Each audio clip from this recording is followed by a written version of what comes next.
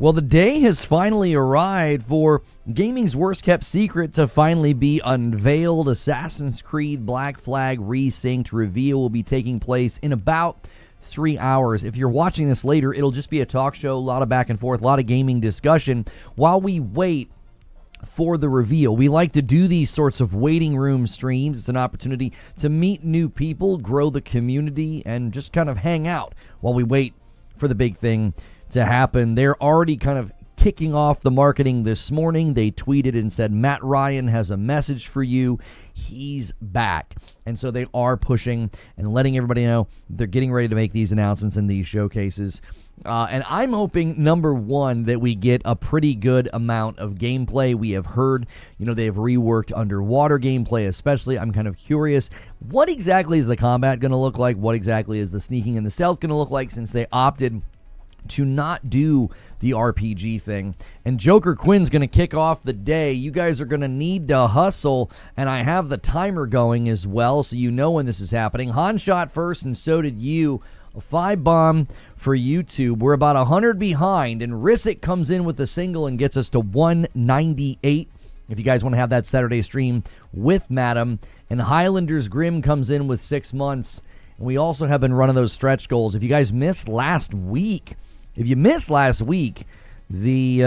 stretch goal was awesome. Madam and I had to play Cuphead, and then we did a whole run through of Sworn. This week, we would opt to play, I believe we said we would play the Colin Moriarty game. I'm not quite sure. What was the other game? I forget. We were going to do a doubleheader if you guys hit stretch. So you're going to have to unlock Saturday first. So check those renewals, check your primes, check all the things, and make sure you're going through that ritual of coming in and hitting the like button. Thank you guys so much for being here. And Narwaffle is going to secure the 200, and I owe you guys a member already. We just got started. Thank you so much for capping us off there. Whitest Rabbit says, what's up? Good to see you. Thank you so much for being here this morning and deciding to spend your day with me. You could spend it anywhere, and you've decided to spend it here.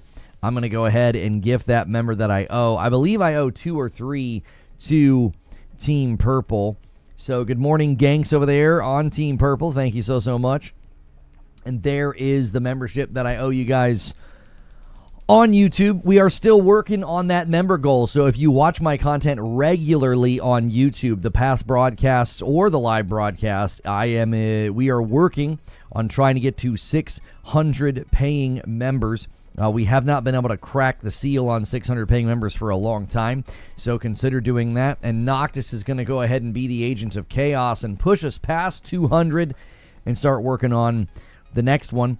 I tweeted out the new Sorrows trailer. It looks phenomenal. They're showing a lot. I was a little bummed I watched it. I was like, oh my gosh.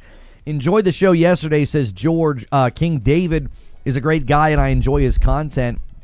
I think people were initially very skeptical. There were people who were like, wait, why would you have somebody on who's so different than you, has different views than you?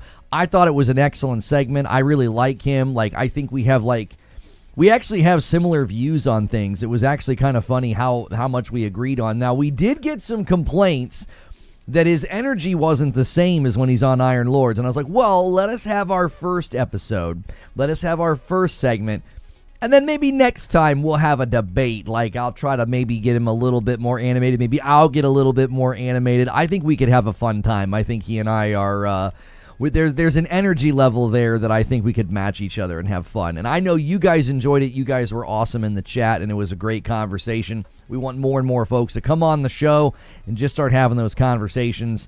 And it's all about games. I said at the beginning of this year, I can't imagine being grumpy or angry or mad at each other in a year where it feels like every other week amazing games are coming out. What's good, Gone Kid? How are you? What time do the reviews go live? For Sorrows, it seems like the reviews are going live at midnight or something. So I think we're just going to wake up and do a roundup, I guess. Yo, Big Tatty coming in with 5 months over there on Team Purple and bumps the line to 202. Thank you so much. And Jagged Wizard hits 10 months over there as well. Thank you guys for consistently using your primes over there. If you guys are paying for Amazon Prime, you can sync that with a Twitch account, and it supports me every month. It doesn't cost you anything extra if you're already paying for Amazon Prime. I liked the King David interview, but it was difficult to follow because there were so many topics and he kept pivoting. I think it was free flow because there was it wasn't like a specific topic. I mean, it was, but it wasn't. It was like, all right, let's talk Xbox. How's the brand doing? What do you think of Asha? What do you think of all these changes to Game Pass?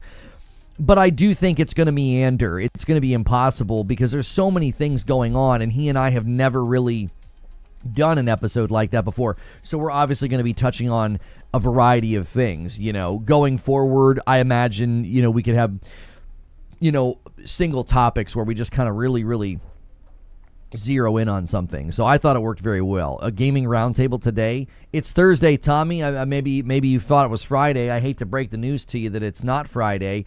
And a renewal over there on YouTube from It's Enjoy says, been loving the guests on the show for sure. It feels like a different show in a good way. Well, thank you. We committed, I committed, did some self-reflection going into 2026 and thought, I'm going to start reaching out to people. Let's start having people on the show. Let's stop all this fighting, I felt inspired by you mending bridges. I decided to go do the same thing with a neighbor I had issues with, says Harbinger.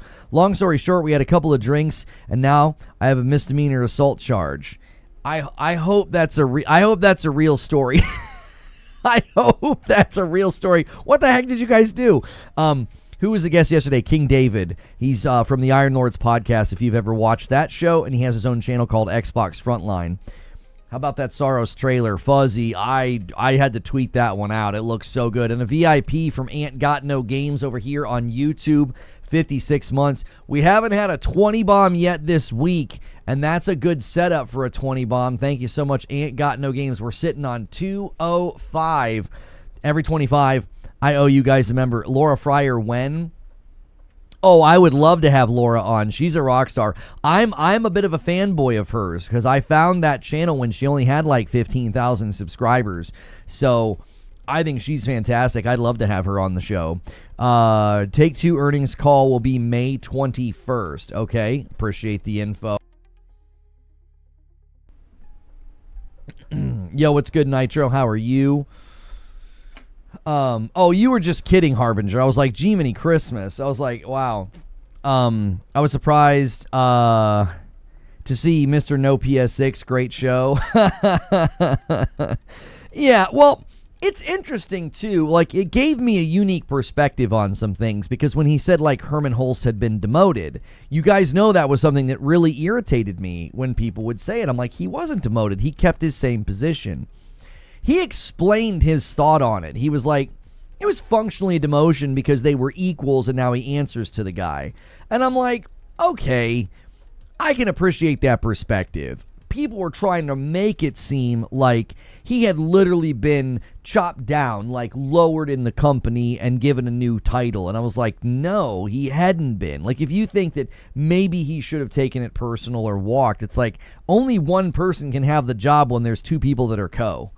You have co-CEOs, right? You have people sharing that responsibility. Only one person can get it. Now, King's, David's logic was he was there first. He had been there the longest. He should have been the one, not Hideaki Nishino. And I could see that, but maybe, again, Herman likes to maybe be closer to the studios. That's what he's been doing for longer. I don't know. Did you see Bungie's latest problem with their foundation?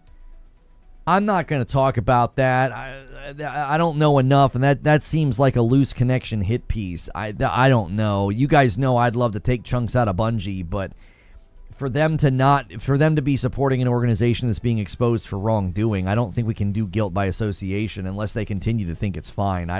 They got bigger fish to fry. I don't think they're worried about that right now. Yo, Logan, good morning and salutations. If you guys are tuning in for the Assassin's Creed Black Flag Remake Showcase, you can watch it right here. We will be co-streaming it. Make sure as you come in, go through the ritual and hit the like button. Try to get us to 100 likes. I appreciate you guys choosing to hang out with me today. We will be co-streaming that for you. Are you going to be getting a Neo Geo? Oh, I don't know. I mean, do we have a release date or a price? I heard people talking about it. I haven't really seen much about it in my feeds. I didn't agree with his PC launcher take, but it was a solid guest. I didn't circle back on the PC launcher enough. Like, I think No, actually I did. I don't agree either. I think PlayStation's moved on. I think they're done. I think they're like, yeah, we don't want anything to do with that platform. It's not serving our purposes. Think of it from this perspective. And if we have a conversation again, I'd be happy to chop this up with him. Damien, thank you so much for 6 months over there on Purple. It seems like a little bit of an inconsistency because his idea that, like, well, exclusives are going to, return for Xbox because they're sending games over to PlayStation and they're not selling well. And I'm like, yeah, but one sold like crazy. I don't think I think they're going to continue doing it, by the way. Alex, thank you so much for gifting a member and getting us to 207. I think they're going to continue. I think Xbox is going to continue, sending games to PlayStation. But his logic was, they haven't sold that well. And I'm like, yeah, but PlayStation had the same thing. PlayStation has a measurable decline in sales on PC. Like, we can see that the games have done worse every time. So to me, it was like, that seems inconsistent. I wish I would have been able to ask him, why do you see this differently? You see Xbox pulling back because some of the games haven't sold very well. But you think PlayStation's going to go back to PC when they were having a very similar experience and that their games weren't selling well. So I wish I would have been like, hey, that seems like you're holding the platforms in different regard. One, has clearly moved towards publishing. The other really hasn't. So I think that would have been an interesting conversation to have with him. Just be like, why do you view this differently? Because I don't think Xbox is going to go back to exclusives, and I don't think they've been displeased with sales on PlayStation. Even Starfield topped the sales chart. People thought Starfield didn't do very well on PlayStation. It seemed like it did fine. We're seeing reports that it was at the top of sales charts. There were games that came over to PlayStation that didn't sell well anywhere. I think people made those points in the comments, and I thought that was very fair pushback. Sometimes it was tough to take him seriously because he went to dark levels of leaning into a character. But I like that. Like, I like when someone is. I feel like he kind of spoke to that during like maybe the first 30 minutes. For some of these guys, it's like WWE. They're putting on a show to entertain the public, and so there's fighting and there's smack talk, right? But behind the scenes, these guys are friends, And so I kind of thought, that's a great way for me to look at this, and that's a great way for me to decide, is this person entertaining by way of being like a console warrior, or is this person being an idiot? Like, I think you can tell the difference. Like, I think he's just having fun, because somebody said that it was cringe, to be console warring at that age. And I'm like, everybody's got hobbies. This is his hobby. He likes it.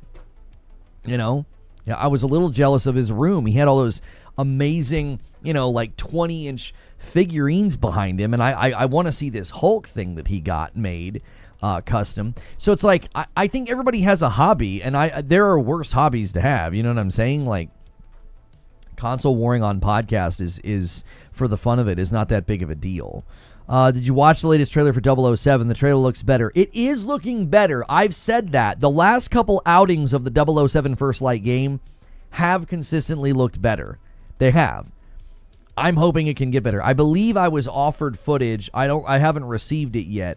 I think they were giving people footage that would have like an embargo on it, and I was going to take a look at it and maybe make some content with it. So kind of waiting for that. As you guys are coming in and hitting subscribe and waiting for the AC Black Flag remake, I got the countdown in the corner next to me. If you want to stay here, you can watch it with us. And I donned my favorite assassin, Bayek. I've got him on. I actually wore this at E3 2019 when I did some interviews. So it's it is my favorite Assassin's Creed, AC Origins. So his Hulk statue is really nice. Take-Two Interactive earnings call is May 21st at 4:30. I think I'm out of town when that happens, I believe. Let me double check. Yes. A new Soros trailer dropped today. I tweeted it out. It looks fabulous. The countdown says Gaming Roundtable. Oh, you're right, it does. AC Black Flag Remake Showcase. Thank you so much for bringing that to my attention. I was on the ball this morning. I had the timer ready to go, and I forgot to change the name. How long till the showcase? Not sold on 007, but I'm hyped for Black Flag. The only thing I didn't like was his deal with console war take or business take. Again, I appreciate the transparency. It's like, I'm going to spin this. I'm going to go out here in console war, and they're having fun. He said, I'm out here, man. I got J-Dub and all these guys. To them, it's just, they're just having a laugh. And I think I would much rather somebody be transparent. Thank you, Joker Quinn, for the happy poop. I would much rather somebody be like transparent and kind of wear that on their sleeve instead of like acting like they're not doing that. Does that make sense? I feel like that brings an air of good faith. It's like, oh, you're just goofing. Like, you're not you know you're being silly. You know you're being you're being you're being a fanboy. I don't know. I think he said something when we did our podcast, which I'm hoping that episode can go live and you guys can see it. It was really long as an episode, and it was I think it was excellent. I think people will really get a glimpse into like what I went through, because we get really deep into the weeds. Cog did a very good job interviewing me. He's very good at what he does. I really like him as a host on a show. I think he could go. This is completely sidebar. I actually think Cog could go beyond what he's doing right now. I think he has like the charisma and the skills and just the presence of a host. I actually think he could go beyond what he's doing if he really wanted. I'd love to see him do main stage stuff, like get hired, contract, and all of that. He's doing his own thing. Great. I think somebody's going to snag him and start using him for stuff if they're smart. Like when I got to do main stage E3 for Twitch, right? I could see him doing stuff like that. In any case, something when we made that episode, if you guys ever get to see it, something that David said that struck a chord with me is he's like, I don't shill for Xbox, I shill for myself. He's like, this is for me. I think it's fun. And I was like, huh. Like, to him, it's like, this is a blast. This is fun. I'm having fun. I'm shilling for me. This is my brand. This is what I'm doing. And so I thought, if that's how you're going to view it, then it's clear, like, this is just a bit. This is entertaining. This is entertainment.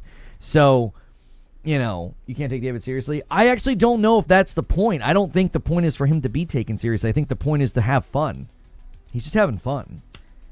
Like when he said that the true villain in Spider-Man 2 was the mortgage.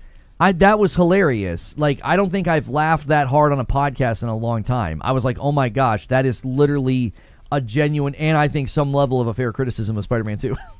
And we didn't agree on God of War, right? He doesn't like God of War, the new ones. We were laughing about that, but I don't necessarily think the point is to be taken seriously. I think the point is to have fun and to laugh. And I think with where things are right now with gaming, I think we need more of that. I think we need more people just being silly and laughing and having fun and having conversations and getting along. There's no reason not to. Gaming is entering an amazing era of time. We're going to look back on this era when we're older, and I think we're going to look back on it and think, man, so many people squandered one of the golden ages of gaming to complaining about things that didn't matter and getting angry about things that didn't matter. And so to me, that's what I'm trying to, I am trying to model that and put that energy out there. I really am. Because I do think I think we need more of that. I think people need that space for gaming. I saw a video once from a guy recently, and he was talking about gaming, and he said, all you people out here that bash gaming and make fun of gaming, he's like, this hobby is keeping some people here. And I think he was even speaking specifically to veterans as well. He's like, being able to play these games and have these spaces. I think he was specifically even talking about Arc Raiders. He's like, this game is keeping some people here. And he stressed the importance of that. And I think content with levity and positivity, I think, can do the same thing. I mean, I've done this for over 10 years, and I've lost count how many times people come in and they're like, hey, man, I was going through a really dark time the last 3 months, and your streams kept me going. They kept the lights on. And it's like, I never think about that when I'm doing a show.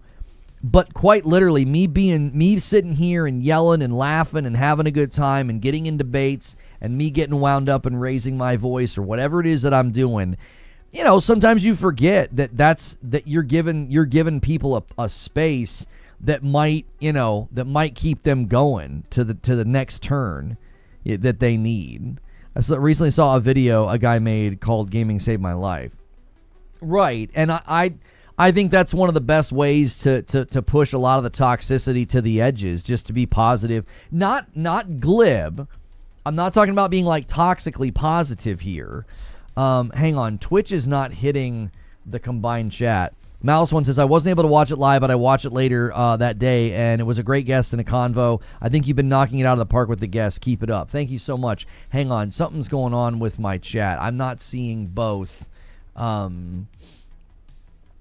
Okay, I should be seeing both. Let me go here, and let me go back to combined, and see if we can't get it to... There we go. I fixed it.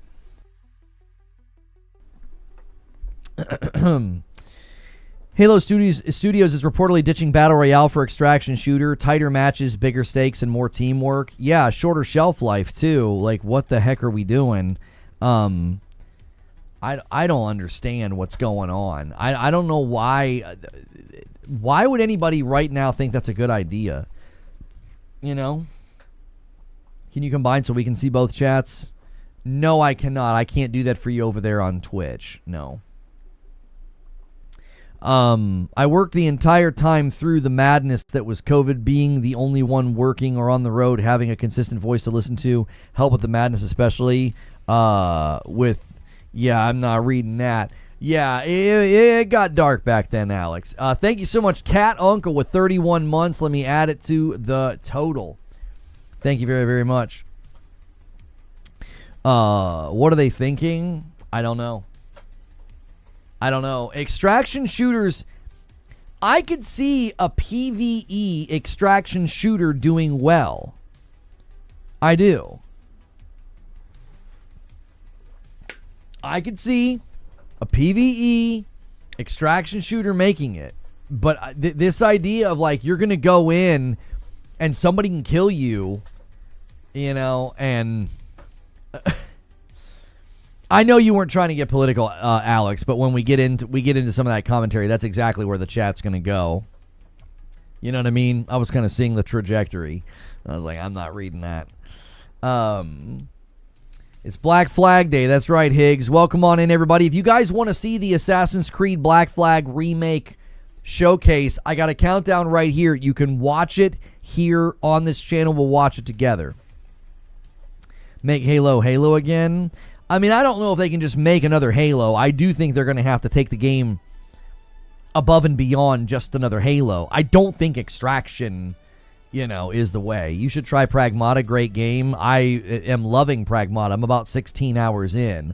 Now, some of those training sessions, some of those challenges, one of them had me in fits last night. I was like, oh my gosh, like... I was so close to getting it. Like, they have some of them so fine-tuned that if you make, like, the slightest mistake. And I then also realized there was another one that was giving me trouble. Thank you so much, Awesome88 and Amskin, for renewing your memberships. 36 months for Awesome88 and 21 months for Amskin. We're at 210 on the week. You guys need 500 by the end of the day Friday. You're going to have a slight less amount of time to do it tomorrow. It won't be as long. I'm giving you a slight heads up. You're going to want to go crazy today. You are not going to have as much time tomorrow. I'm just giving you guys fair warning. What was happening with Pragmata? Oh, yeah, I was doing one of the challenges, and oh my gosh, I was getting frustrated. My guy kept walking forward, and I'm like, I know this controller doesn't have stick drift. It was only happening when I'd aim my weapon. It was super weird. I could, like, leave my guy standing. I could walk forward, let go, and he wouldn't do it. But the minute I started aiming the weapon, he'd start inching forward. I don't know why that was happening. It's so weird. I've never had stick drift that was like conditional on aiming. I've never had that experience before in my life. I switched controllers, it went away, and then I did the challenge in one try. You're hating lasers? There's one where you can't get hit at all that has a couple of laser sections, like a couple of lasers. That one can be a little tilting. The numbers in gaming clearly suggest that players are mostly tired of playing against each other and they want to play together more. Not sure what devs and publishers see that makes them not embrace this. I mean, Marvel Rivals just added a PvE mode. I just think there's so much potential with PvE. You know? They added a PvE mode to Tarkov, for Pete's sakes. I think everybody's missing a huge opportunity. Helldivers 2 showed you can have an absolutely explosive game with PvE being the main focus. You can. As you guys are tuning in to wait for the Assassin's Creed Black Flag Remake showcase, I keep it safe for work. So if you're subbing to the channel, I do a talk show like this Monday through Friday. We just talk games. So do me a quick favor, though. Everybody check the thumbs up and make sure you've done it. Neo Reaper with the $5 super chat says, with Bungie having more devs on Marathon than Destiny, and if there is no D3 in production at any stage, we may see the actual closure of Bungie. I don't know what they're doing. I really, truly don't.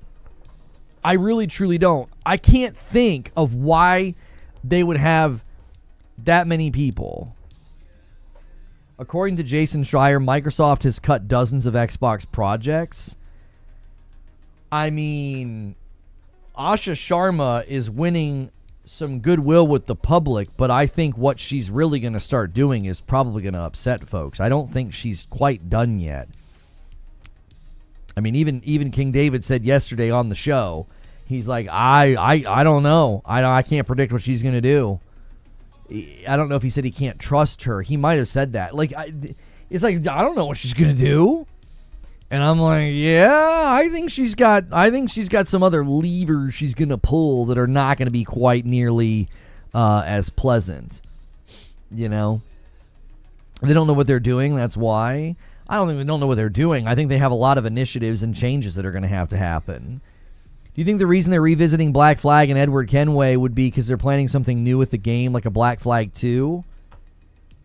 That's a decent theory. That would be a weird direction, but maybe. I don't know. AC Shadows did well. It was the second most commercially successful AC game behind Valhalla, and Valhalla had the pandemic in its favor. A lot of people, ran narrative on AC Shadows. And I've been critical of Assassin's Creed Shadows. Like, I'm not like a fanboy or anything, but like, the facts are the facts. It was the second most commercially successful AC game behind Valhalla, and Valhalla is so far out ahead all of the rest of them. It's really impressive, that AC Shadows did as well as it did. But maybe they feel like they need to come back from the RPG thing, and a Black Flag 2 would be a way of doing that. It'd be like kind of a hybrid. Yo, my man Mike on a mic with 49 months says, yo. All right, well, what's good? No more poops today, okay? Let's just do members today instead of those poops. Crimson Desert is still killing it with updates. Yeah, they dropped another huge one. I think they put in difficulty settings. I just got off the phone with a janitor at Xbox, and it ain't looking good, boys. It depends on how well this one does. That's true. I don't know. Maybe they're... Yeah, what's good, iCrazy420? How are you? Did you see the Soros launch trailer? I did indeed. I tweeted it. It looks incredible. I'm kind of mad I watched it. They showed stuff I hadn't seen yet. Like, there are some huge bosses. I was like, what the heck is going on? What's going on, boys? It's looking good, though. I can't wait. I can't wait. There it is. Thank you so much, Peach Alice, for the happy poop. I appreciate that. They add a lot of stuff, 36 gigs. Gemini. I don't think they're really talking about console performance anymore. I don't know if they've just kind of given up. But it seems like they're more focused on, quality of life. What's good, Feed? I see you in the chat. Are you playing Pragmata? Yeah, I'm like 16 hours into Pragmata. When I'm ready, I stopped looking at trailers. Yeah, I kind of feel that. I'm having a hard time with Saros. Like, I totally gave in to temptation. I was like, I gotta see. Is Pragmata your game of the year so far? I think so. Yeah, I think so. I think it's like it's definitely going to end up being I'm thinking about the other games that might unseat it. Like Saros will probably unseat it. Control Resonant might unseat it. So it's definitely going to end up top 3 though from what I can tell. Buttery Cheeks with a $5 super chat. Lono, where do you eventually see Marathon's player base settling? It's now peaking at 18,000. I can't imagine. I see it settling at 0 and the game no longer being playable. They're on a trajectory of shutdown. There's no other way to look at it. The hardcore Marathon fans, Marathon content creators, I mean, come on, dude. They know this game's headed for disaster. I don't think there's any way they could turn it around unless you shut it down, work on it for 6 months, and relaunch it with a completely different structure with PvE. I don't know. Any games upcoming you're super excited for? Yeah, Saros next week. I'm excited for Control Resonant. I'm excited for Phantom Blade Zero. There are so many good games coming out this year. Insider Gaming Tom Henderson reports that sources claim one remake is already in early development, and depending on the success of AC Black Flag, this could trigger and create even more remakes. Well, we know Ubisoft's trying to get money, and they're trying to get back into a good place. And that'd be a really great way to do it, would be to go revisit your classics and make them look like modern-day games. I mean, truth be told, they've got amazing games back there, you know? So I could see that being the strategy for a while. What if Pragmata came out last year? I wouldn't have liked it more than Yote. Yote was my favorite game. Well, no. Yeah, Yote and Expedition 33 were basically tied for first. I don't know if Pragmata would have taken the spot from them. Pragmata is the best new IP that I've played since Returnal. Like, it's just fantastic. You know, the best new IPs I've played this gen have been like Returnal, Expedition 33, and Pragmata. It's got some rough edges. It's got some things that are starting to kind of irritate me, not significantly. Like, there's a really big worm boss, and I beat it my second try. It just wasn't very fun. It didn't feel like a great culmination of my abilities. It felt kind of annoying. Like, I figured out the strategy and I figured out what to do. It just didn't feel all that great. My favorite thing in Pragmata is group fights. Managing a big group is a dadgum blast. Like, I've gotten really good at that. I can go into a red key room and just tear it up. But some of the boss fights have been a little annoying because their damage windows are really small, and like, if they hit you, you'll fall and you're on the ground for forever. Like, some of the boss fights haven't been as fun as the actual big group fights. It's not that they're bad, they just don't seem like a good culmination. Like, I have got all these abilities and all these things that I've unlocked, and I don't know. Best BIP, you have to remember Expedition 33. I literally just said that. Maybe you walked in and didn't hear me say it. Yeah, as far as best new IPs this gen, my favorites are like Returnal, Expedition 33, and Pragmata. And a $2 super chat from Alex says, hope they don't fumble. Black Flag's my favorite. Thank you so much for the $2 super chat. AC Shadows was one of the most satisfying and intriguing ACs, putting aside woke story. There was nothing woke in the story. What are you talking about? I had really fun playing it compared to Odyssey, Origins, and Valhalla. I have OG AC Black Flag. I just hope the multiplayer trophy is separate to getting the platinum. Not a fan of the stun lock from getting knocked over. Yeah, there's been a couple of times I'm like, I know they give you a perk where if you hit dodge after getting hit, you'll recover. I've even got it to where I recover some of my health. And I had a couple of rooms where I was like, they couldn't even really hurt me. Because like if they hit me, I would just dodge to recover from getting hit and get most of the health back that I lost. There's supposed to be no multiplayer in Black Flag. Oh, that's right. There's no multiplayer or DLC in Black Flag. Yeah. So you shouldn't be worried about multiplayer being tied to the platinum. You mind looking at Bronco Quest's comment? Where? Oh, wait. Oh, I don't want to spam this. But an underrated reason why I think Marathon isn't resonating is the lack of the iconic Bungie character expression and customization. Yeah, I mean, listen.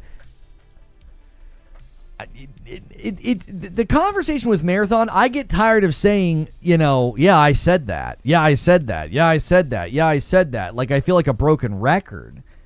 I literally said when they switched from customizable characters, I said that's a terrible idea for a live service game because I don't feel like I'm in the game. I feel like I'm just picking from other characters, and then I guess I just decorate those characters. Not only that, you can't even really customize them. You can just change they have shaders.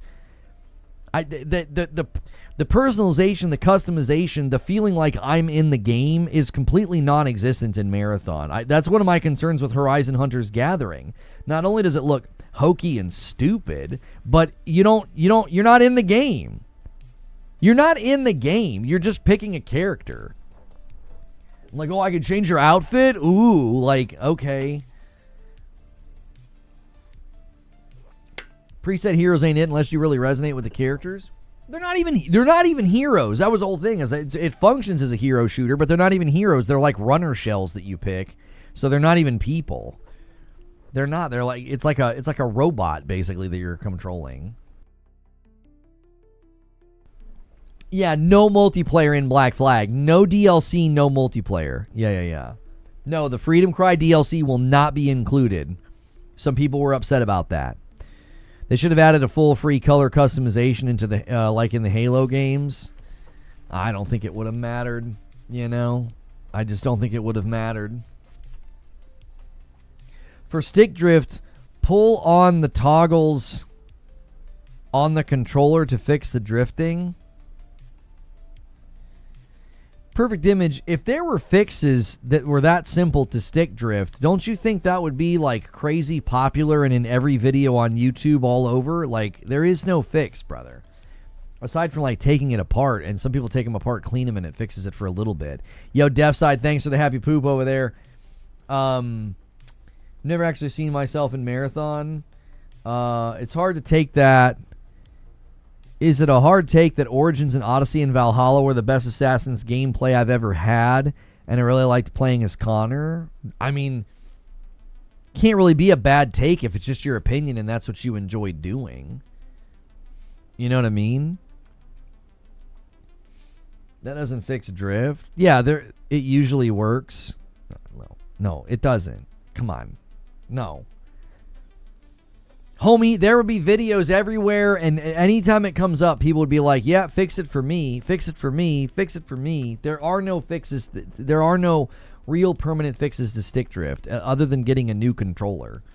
The Freedom Cry was that bad they're not putting it in the remake? I thought people really liked it.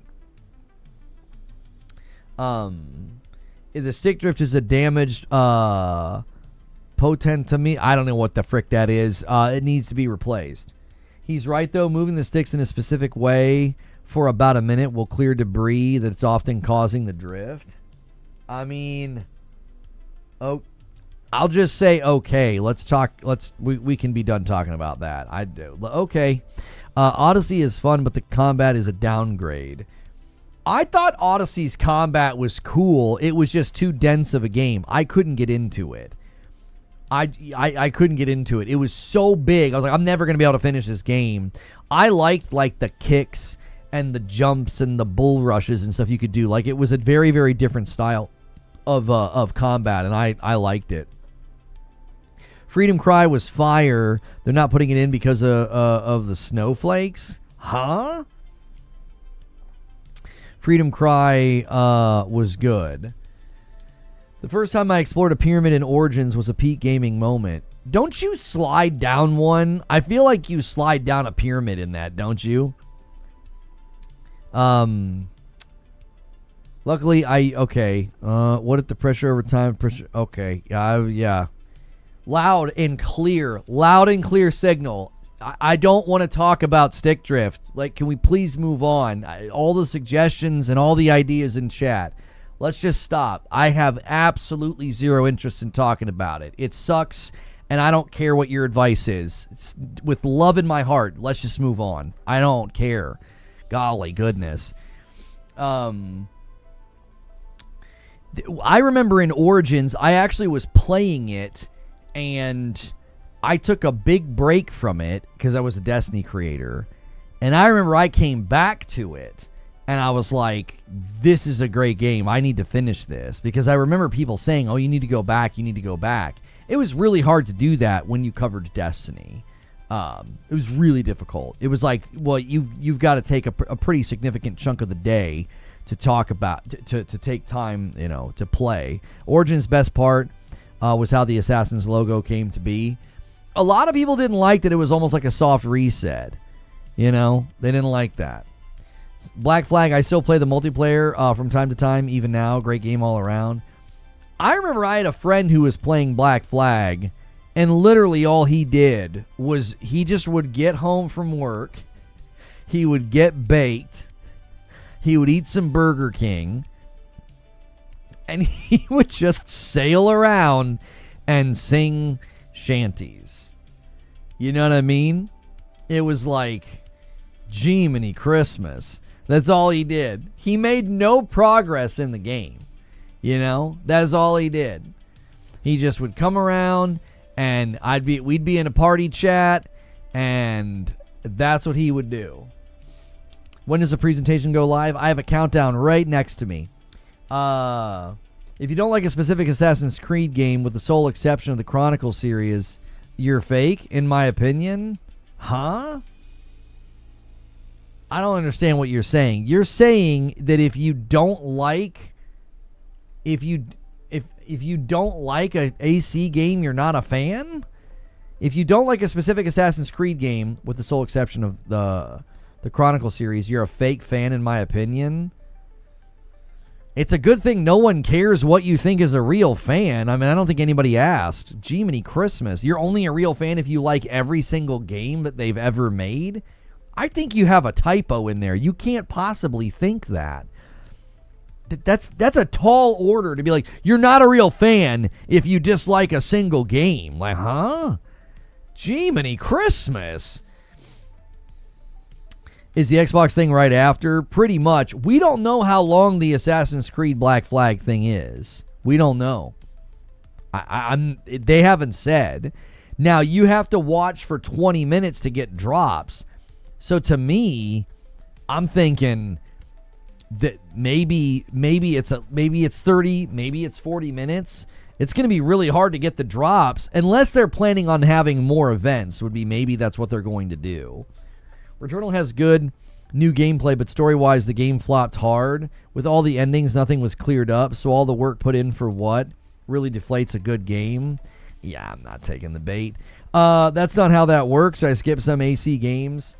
I'm not a real fan, according to a stranger. Yeah. I played and platinumed all except for Unity and Valhalla. Are we going to be able to get the drops? Yeah, drops will be enabled. Yes. Drops will be enabled on there. He says, Simon says, yes, man, mostly jokes, but I'm a hardcore fan, I guess. I mean, you got to see that somebody along the way, they're going to bounce off. They're going to be like, I didn't really like Syndicate, or Unity had all those bugs, so I skipped it at launch, or they're going to be like, yeah, I didn't really like Odyssey, or I didn't really like Origins, or I really didn't like Valhalla. It's going to happen. There's so many Assassin's Creed games. Well, you're not a real fan. It's like, Jiminy Christmas. I don't know what a real fan is, but that doesn't sound like a fan if you just automatically like everything they've ever made. You know what I'm saying? It sounds like you're trapped. Blink twice if you're in trouble. Are you in danger? Are they making you say this? You're like, yeah, I have to. I'm not allowed to dislike a single Assassin's Creed game. They'll come and they will take my real fan badge away, and I can't afford to lose it. You skip Syndicate? I remember enjoying Syndicate. Syndicate had like a vibe. I feel like Syndicate also had performance issues, though. That was around the time... I think that was around the time I started getting bothered by lower frame rates. Let's see, AC, Syndicate, release date. When was it? 2015? I don't remember. I can't remember what I was playing it on. I remember being bothered by the frame rate in that. Like, I went up on like a building and spun the camera, and I was like, this doesn't look great. I stopped playing after Black Flag. I didn't like the change from the overarching story with Desmond. Am I the only one who hasn't played ACE? I guarantee you there's people in chat who haven't played an Assassin's Creed. If you guys are just tuning in, we will be watching the Assassin's Creed Black Flag showcase in about 2 hours. The countdown's right there, so you can watch it here. I do a Safe for Work show like this, where we just talk gaming, and I do it Monday through Friday. So if you subscribe to the channel, I'll be in your feed all week. You could also consider hitting the like button as well. If you guys are following over there on Purple, feel free to use your Prime or to sub. You won't see ads if you sub on Purple. And on YouTube, if you become a member, you're helping us with a goal, and you can get into my Discord. It's the London Smog and Syndicate. That's what it was. Will be available to pre-order the game today. I don't know. I don't have that information. Biggie Smalls, thank you so much for using your Prime over there on Purple. Says, thanks for having King on yesterday. I appreciate that, Biggie. He was gracious enough to come on the show, and we had a good time. If you guys missed it, we had King David from the Iron Lords podcast. He was on yesterday. It's time-stamped. Go check it out and watch it later today if you want to see it. We're trying to work out a time for me to join those fine gentlemen over there for some conversations. I hope this one looks good enough to bring me back to AC. I haven't been in for a long time now. I mean, yeah, apparently the game will be released July 9th. Yes, that is the current. I don't even know if that's a rumor. I mean, basically Insider Gaming told us things from the press event. So they told us things from the press event. So I would imagine that, you know, there are going to be pre-order dates, pre-order bonuses, the collector's edition, you know what I mean? The Aztec could work if they tie it in with Portuguese. Had for Ubisoft to do the whole thing politically correct to both sides. They're all just kind of nasty. I have no idea what you're talking about. Coming in midstream on a convo there, I think. I think Origins is when they started prioritizing quantity over quality, and I haven't really loved an AC since. I would say that yes, they started to just really bloat the maps. That was probably the first one, and it got progressively bigger and crazier, going from Odyssey to Valhalla. James 176 says, it was genuine between you and King David. It seemed like you had a lot of fun. Maybe it was a misunderstanding he got from someone. I think everybody was misunderstanding each other back then because, I think people were effectively running, interference. If they ever put up the episode that I did with them, they're waiting on, timing and clearance of when they can put it up, because we get into a lot of things. We get into like what happened to me in 2020 and Destiny and Bungie and everything else. And so, they're trying to figure out the right way to put that episode out there. But there were people back then that would come to my chat and they would intentionally spam things like hold the line and everything else, and they would get me to react. And when I would react and get frustrated with them, they would then clip and go run tell them that I was like talking trash about them. And it's like a lot of the times I was quite literally responding to trolls in my chat. And I think now I'm starting to realize that a lot of the things that happened back then, there was a group of people that were like intentionally coming in, they would gaslight, they would get me to react, and then they'd be like, oh yeah, this is him. This is what this Reforged guy thinks of you guys. So it's one of those things where, it's pretty easy to manipulate an interactive stream. It's easy to come in and like get a response from the person. And I obviously was very reactionary and very volatile, and I was getting irritated with people, and it is what it is. It's it's in the past, but I think that's what was going on back then. I think they need to reduce the amount of viewpoints. Shadows was so bloated with them, and most were just trees. They used to be awesome. Yeah, I remember in AC Shadows, it was reminding me of like when I was clearing the map in Tsushima, and then it quickly became too much. Like, I think Ghost of Tsushima and Ghost of Yote did a much better job filling the map but not overstuffing it. And I feel like even AC Shadows, it's just overstuffed. It's like there's just too much going on. Neo 3 has smashed sales targets. Koei Tecmo announces a 16.1% increase in profit in its latest earnings report. Did you play Mirage? I liked the opening of Mirage, and I put it in my backlog to return to, but I just don't know. Is the game even officially confirmed? Yes, Ubisoft literally has a scheduled stream, and they said earlier this week that it's the best kept secret, and they're finally going to talk about it. It's been officially announced by them, yes. Not playing Ubisoft games, Assassin's Creed games never appealed to me. That's fair. Only one you always talk about with everything you say every day. I don't think so. I don't mention that person at all, Anthony. I think Ubisoft's 15 years could do Aztecs. Not sure they could now. Oh. Ghost of Tsushima is dead when you have to ride a horse, talk to someone for 10 minutes. That's not how the game flows at all. It's inevitably going to suck, but I'm here to enjoy the hype train before it launches. Why do you think it's inevitably going to suck? What's Tom Henderson responding to here? Let me see. Hang on. I got 2 Discords open.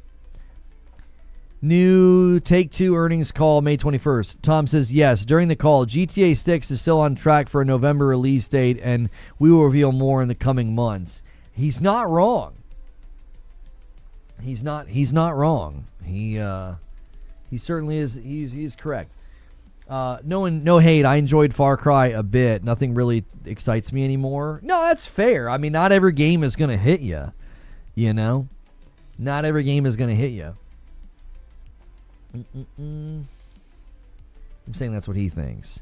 Oh, Anthony. Yes.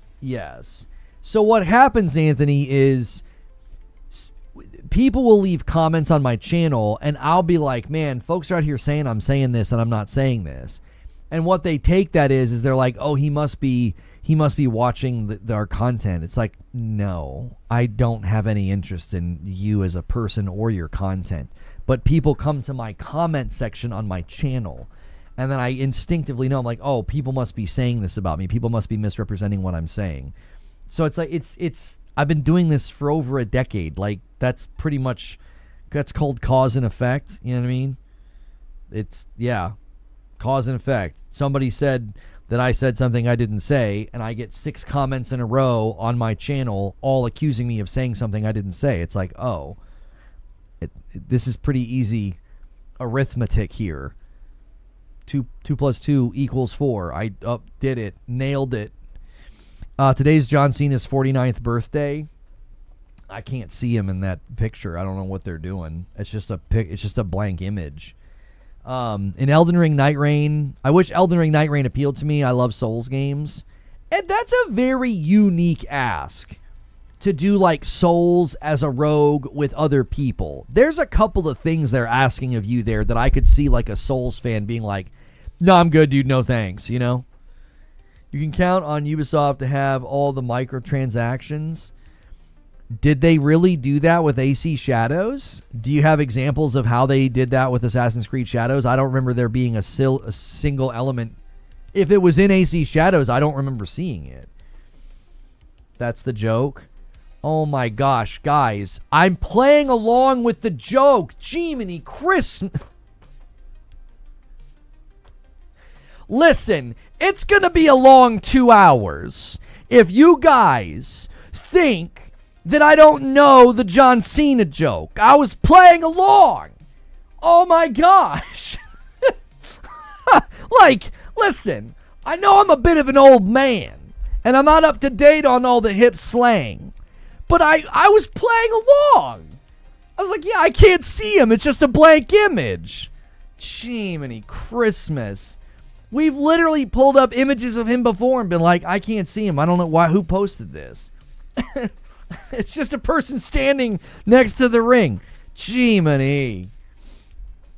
I got the joke. Thank you. I thought I made it obvious.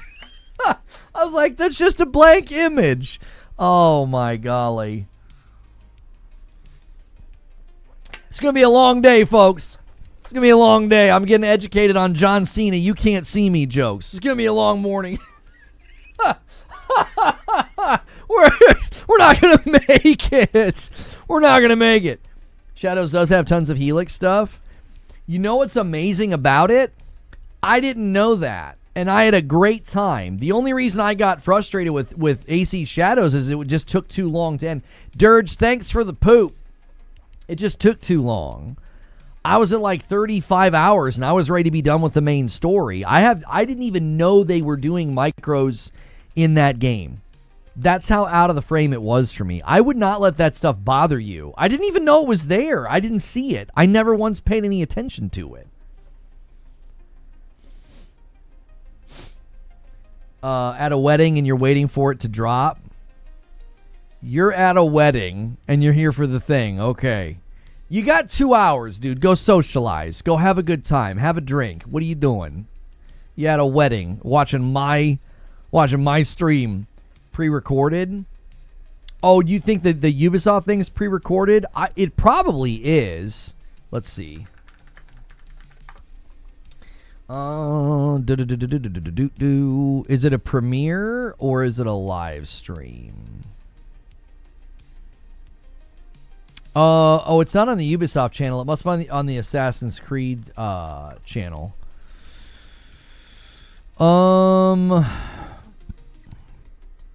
Well, when I search for it, I find my channel.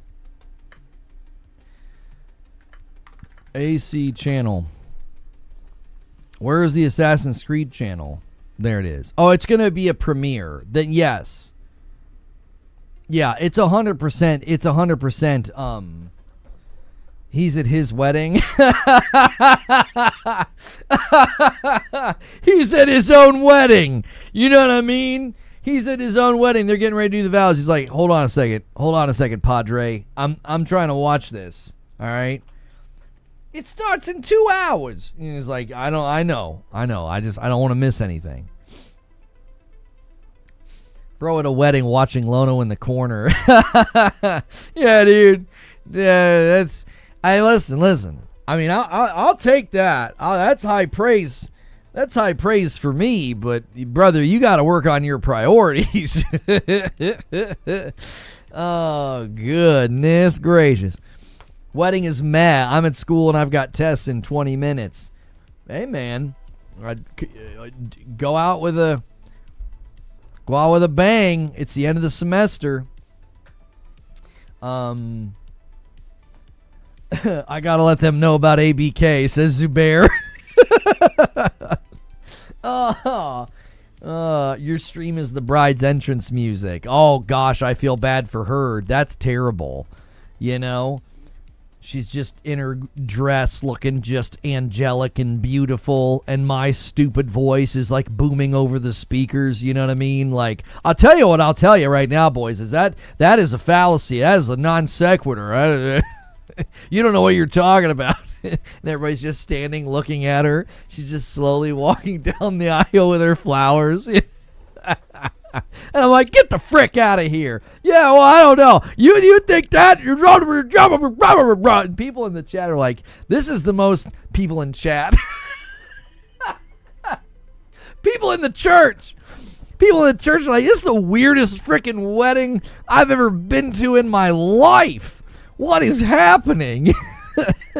Who is that talking? Is that a radio broadcast? Is there interference in the building? I once had Lono on during a class, and my headphones died, and my prof heard him yell, "What the frick?"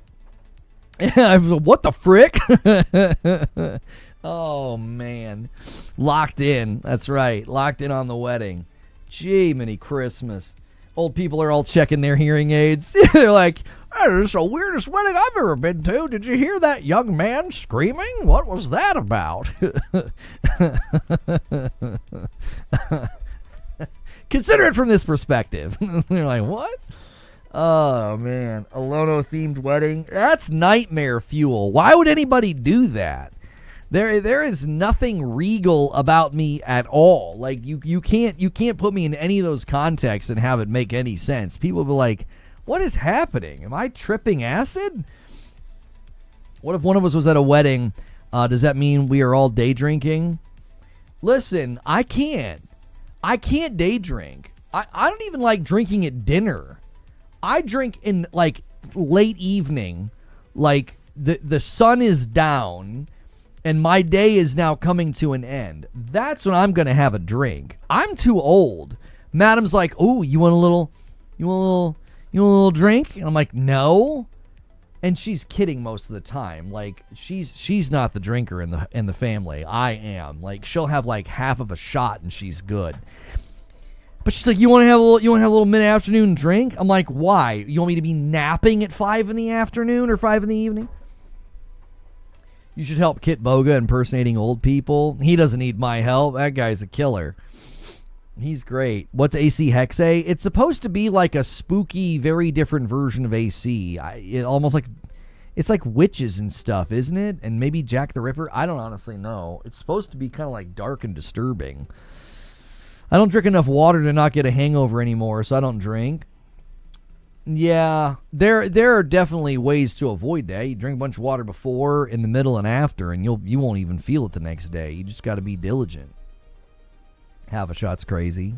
I mean, I'm exaggerating. She has like one entire shot, and that's all she needs. That's all she needs. I'm like, that's like a primer for me. That's like, I'm going to have that before dinner. You know what I mean? I'm going to get a little feeling good. Then I'm going to start eating the steak or the burger or whatever. But I don't even, like I said, I don't even like drinking with dinner anymore. Because then it's like, when I get back from dinner, it's like 7 or 8 o'clock. And I'm like, I am sleepy. I'm a sleepy boy. I can't do it. Always drink water the whole time. I've only had one hangover my whole life. Maybe never forget. Yep. Just keep, it's not that difficult. My son's mother has 1 or 2 Seagrams and she's done for. Yeah. Well, Madam can get really bad headaches, so she's learned to just have just enough, and then she's good. She can have a pretty bad reaction to it, and and she drinks a silly amount of water. Like she drinks all water all day long. A biblically accurate Lono height here too. The frick is that? Oh, the Jimmy Neutron wedding. That's great. That's great. That's wonderful. Thank you for that, Fuzzy. Thank you. Anyway. Alcohol's as enjoyable to me as Dayquil. You must really like Dayquil then. Sir, you're not allowed to buy 10 bottles of Dayquil. Why not? I don't understand. It's non-drowsy. Well, no, I saw a flask on one of your streams that you didn't mean to show. Are you kidding about day drinking? A flask? I don't have a flask in here. I have a Stanley flask that Madam got me for Christmas. It's like white. It's out there in the cupboard. I used it once. We went to a wedding, and I was like, listen, I don't know what they're going to have, babe, so I'm bringing the flask. I was like, I'm not messing around, all right? I'm coming prepared. Yeah, that was the only time it's been used. I've used it once. I think she gave it to me like 2 or 3 years ago. I have Irish blood where you get a certain level of drunk where you can just stay like that. Yeah, that's tough. That's tough because I just get tired. I'm just like sitting on the couch like this, like barely able to watch whatever the movie is.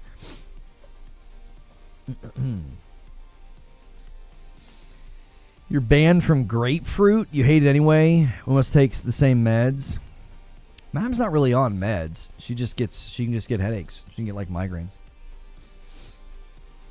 Jim Gaffigan nailed it. If you carry a flask around, you have a problem.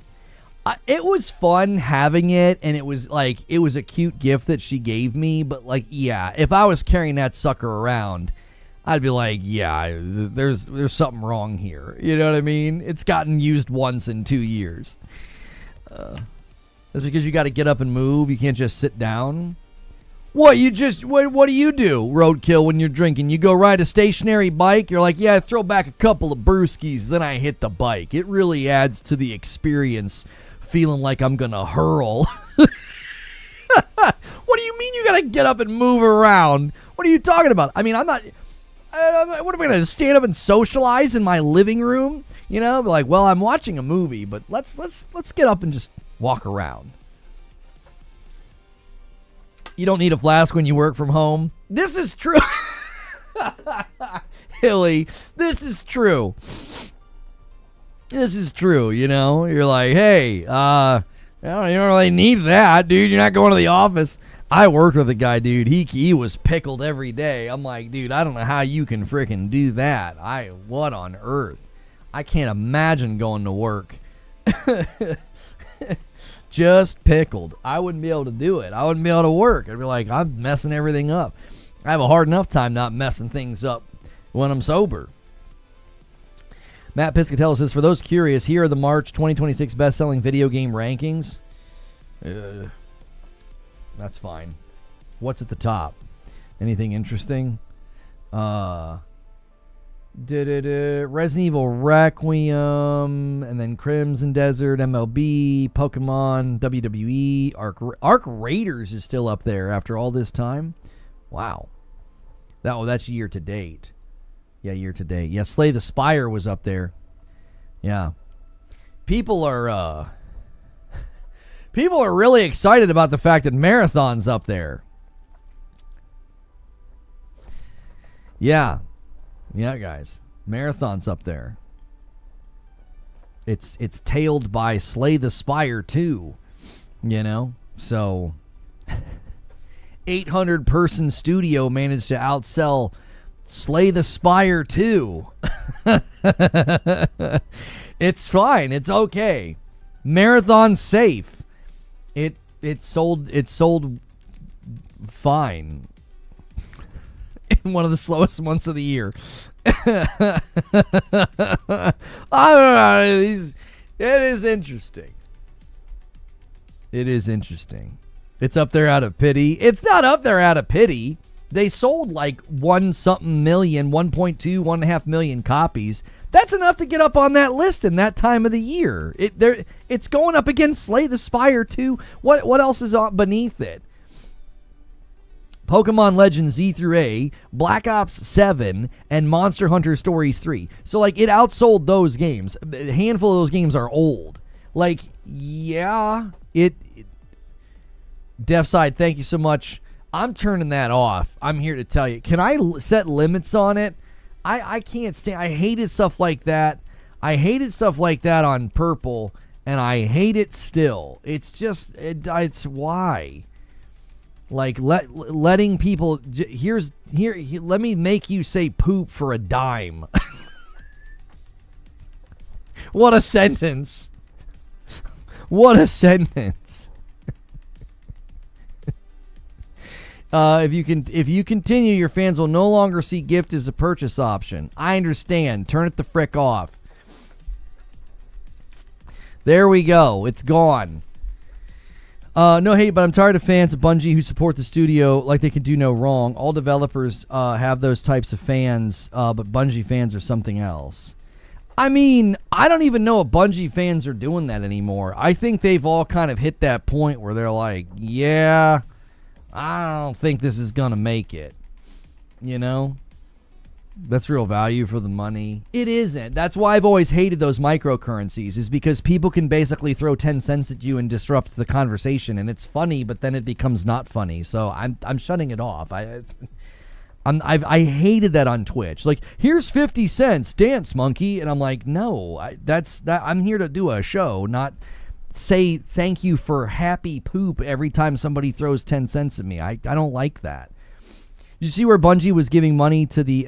yeah, I'm not talking about that. I don't give a frick. If you say it long enough, you might get rich. Like, look at XQC. I can't understand a word he says. Chet, what is this thing I've he sounds like... He literally sounds like he's stuck in a time loop while being choked. I don't understand how anybody understands what XQC said. It's like someone's actively choking him and making him constantly time travel back 2 seconds.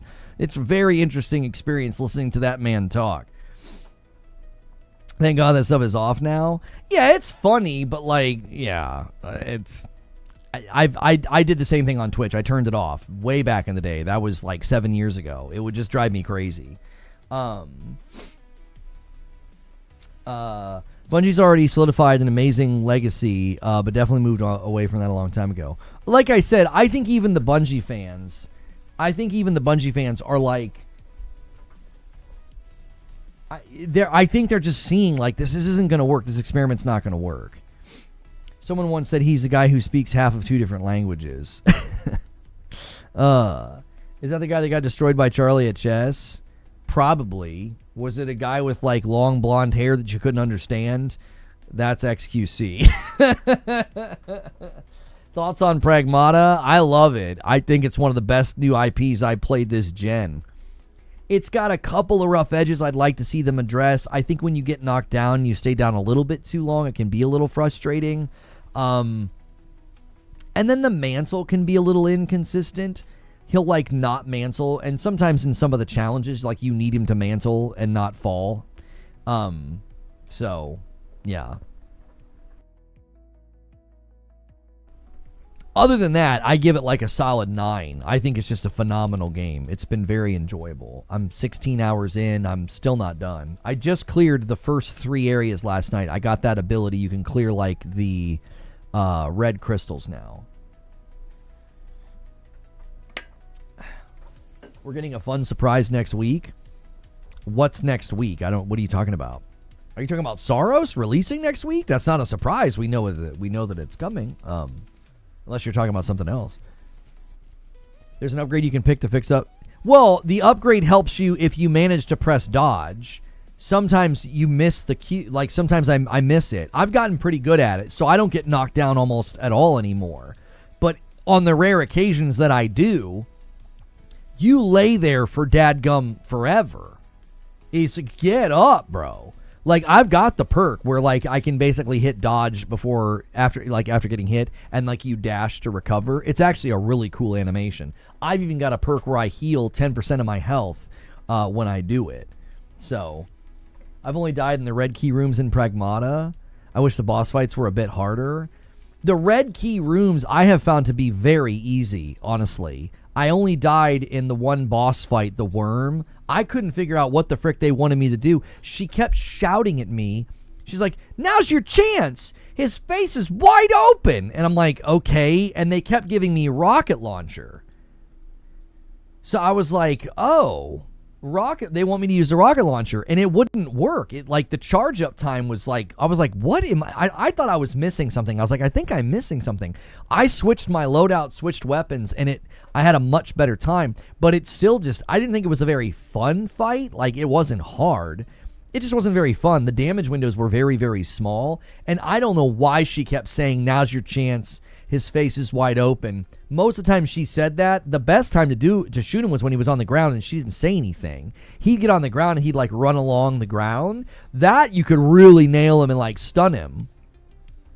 But her audio cues in that fight were really weird. I even think she said something about used rockets or something, and I was so confused. I was like, the rockets don't make any sense. They seemed like the worst weapon to use. They would charge up, they would shoot, they would miss. By the time they would get to him, because the rockets kind of go out and then they kind of come in, by the time they would do that, he'd be back under the ground. I'm like, I don't know why you keep giving me rocket launchers in this fight. I don't think you're supposed to use them in that fight. TRM, thank you for 49 months. Let me add it to the total. You doing a show Tuesday, or are you playing Saros all day? We'll do a show. I'm not gonna not do a show. I can't do that. I'm not able to just turn on in the morning and just play Saros. He's sending you a Saros themed flask that says "Work from Home, Dad." That sounds magnificent.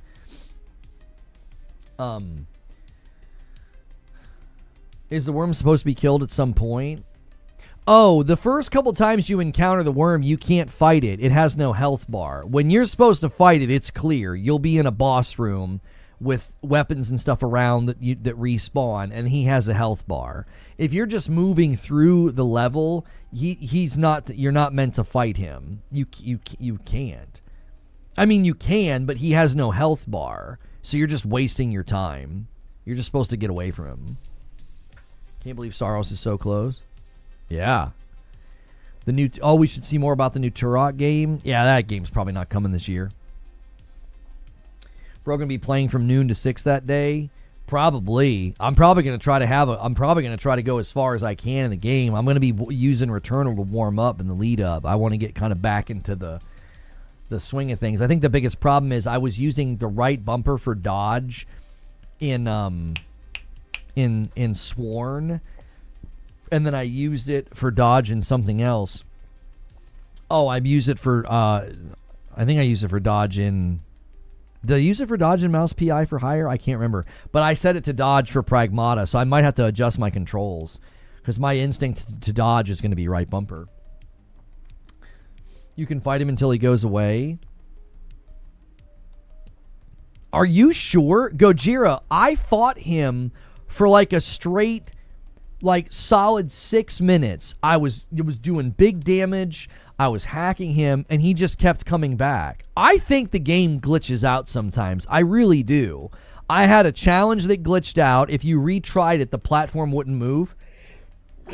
But if you backed all the way out and went back in, the platform would move as soon as the challenge started. It made it significantly harder when you were just retrying it. I think the game glitches out sometimes because I fought that worm for like a straight 5 minutes, and I couldn't get him to go away. It's a long time each time, but he will go away. Do you get anything? Do you get an achievement? Do you get any materials? I was just like, I'm just running away from this guy. This is stupid. He will run away eventually. I couldn't get him to do it. He wasn't even hurting me. I was just like, I was running out of ammo. I was like, I don't understand this. And then I looked and I was like, well, he doesn't have a health bar. Maybe I'm just meant to stun him and run. Because you can hack him and stun him and then just run. And that's what I just did. I actually just stopped fighting him entirely. I just didn't shoot at him at all. I was like, it's a waste of time. There's an achievement. Wait, Charles Freeman says you don't get anything. You get nothing. He'll go away, but they come back later. Oh, yeah, you beat him, by the way. And when you retread his areas, he's back. He's 100% back. You don't get rewards or anything. Okay. Yeah, he wasn't getting me. I was just like, I suddenly realized, I was like, I don't think you're supposed to fight this guy because the doors weren't locked. Usually if you have to fight something, the doors are locked, and until you beat them, the doors stay locked. And so I was like, well, the doors aren't locked. I'm just going to go and we'll see what happens. And I just went and it let me go. And I was like, well, I don't have to fight him, I guess. So I didn't fight him until the boss room. Oh, there's a trophy the first time you do it. Okay, well, it's a good thing. That's probably why they have him respawn then. I'll go back and try it again then. Because I cleared that map last night, and I, again, just didn't fight him. I just skipped him. If you guys are just tuning in, we're going to be watching the Assassin's Creed Black Flag Remake Showcase. You can watch it right here with us. It's going to be going live in about an hour and a half, and you can watch it here. We'll co-stream it. Thank you so much for being here. If you are enjoying the show, I keep it safe for work. A lot of people throw me on in the background of their day. They kind of listen to this like a podcast. I do a show like this Monday through Friday. So if you hit subscribe, I'll be in your feed all week doing shows like that. Consider hitting the like button. Try to get us to 400 likes. That does help me out. A trophy for fighting it until it goes away. Yeah. I wonder if I was like super close to getting it and I just was like, this is stupid. And I just ran. I was like, I didn't feel like I was achieving anything. The minute I realized he didn't have a health bar, I was like, oh, I guess you're not supposed to fight him. And I just ran. I just went to the little door and then he was down on the ground and I was like up above. There's a lot coming this fall. It's current schedule release, so yeah, they might push it back. Yeah, I think Turok and a lot of games are going to slip out of this year. When is the reveal and on what channel? You can watch the reveal here. I've got the countdown. It's in an hour and a half. You can also watch it on like the official Assassin's Creed channel if you prefer that. So when is it coming out? They will announce the release date today. The what we heard from Insider Gaming, and they were able to see the press event, is that it's coming out July 9th. That's the word on the street. and it's a pretty reliable word. Yeah, I've got people asking me here, will you be doing a review roundup when the embargo lifts at 12 a.m. Pacific? Yeah, so the review embargo on Saros lifts at like 9 o'clock tonight? Is that true?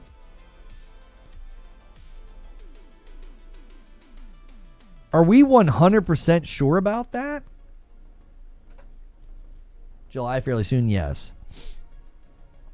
I think First Light looks better and better the more they show it. What's good, Agent Atwood?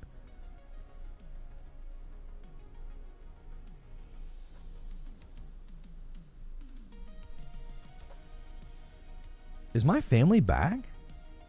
Okay, I was like, I heard people walking around my home, and I was like, they went and did something this morning that they do every year, and I was like, huh? What channel will it be on, guys? Homie, if you're going to ask questions, don't mute the stream. I answered you, brother. You can watch it right here in an hour and a half, or you can watch it on the Assassin's Creed channel. There's your answer twice now. I was looking a couple of days ago, and there are so many games coming out this year.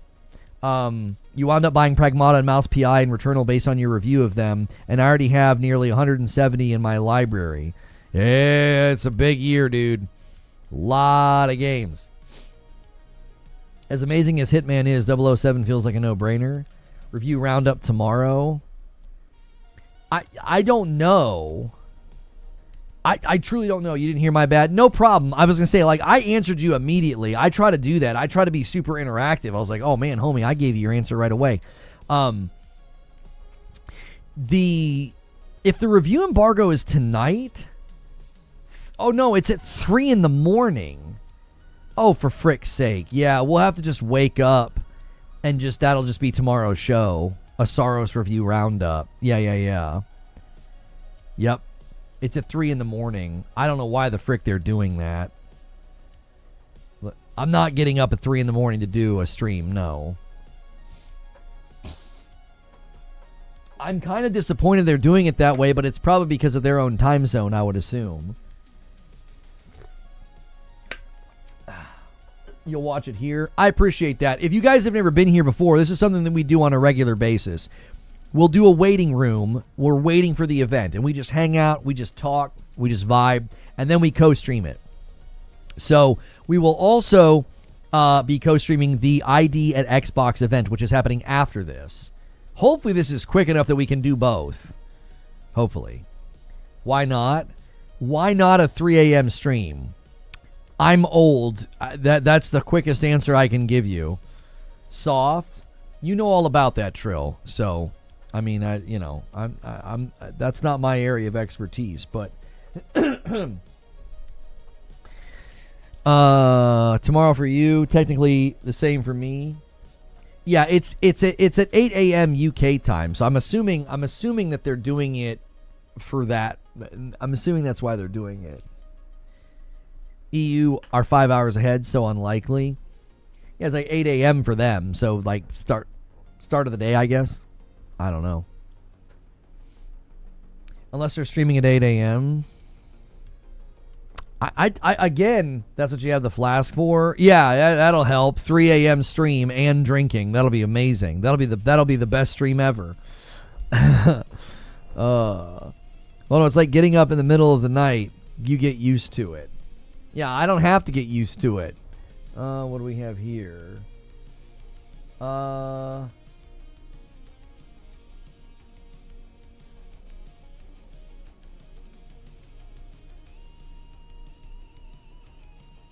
Yeah, that's fine, creature. Yes to both, I guess.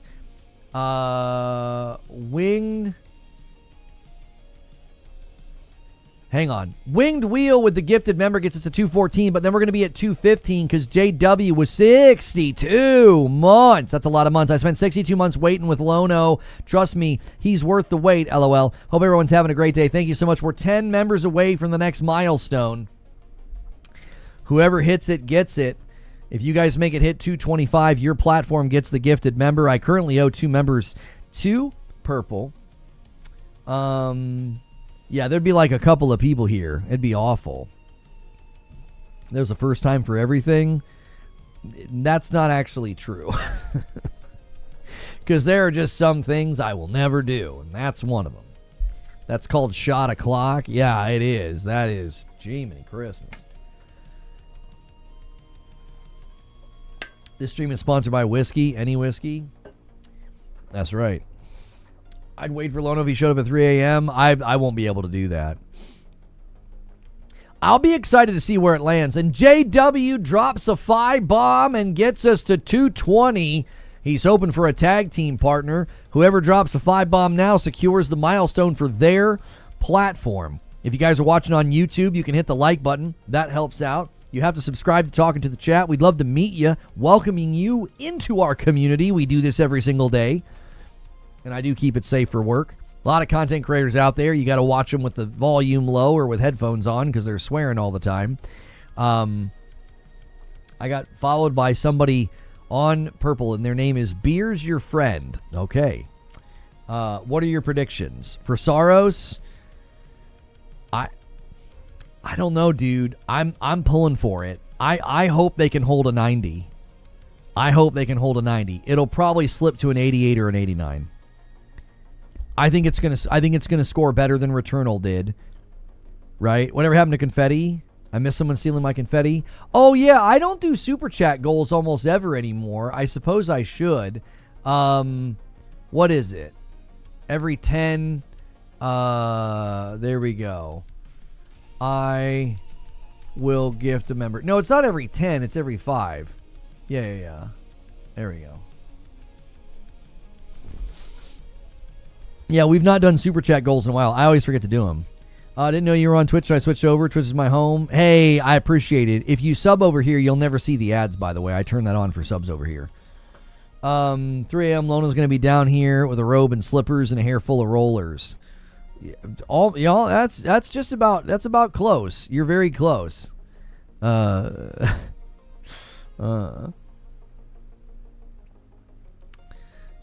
going to give it an okay score. They made all the quality of life. Maybe journals will actually finish it this time. In their defense, and JW drops a 5 bomb. Thank you so much. That gets us to 225. I owe a member to YouTube. Twitch just let y'all have that one that time.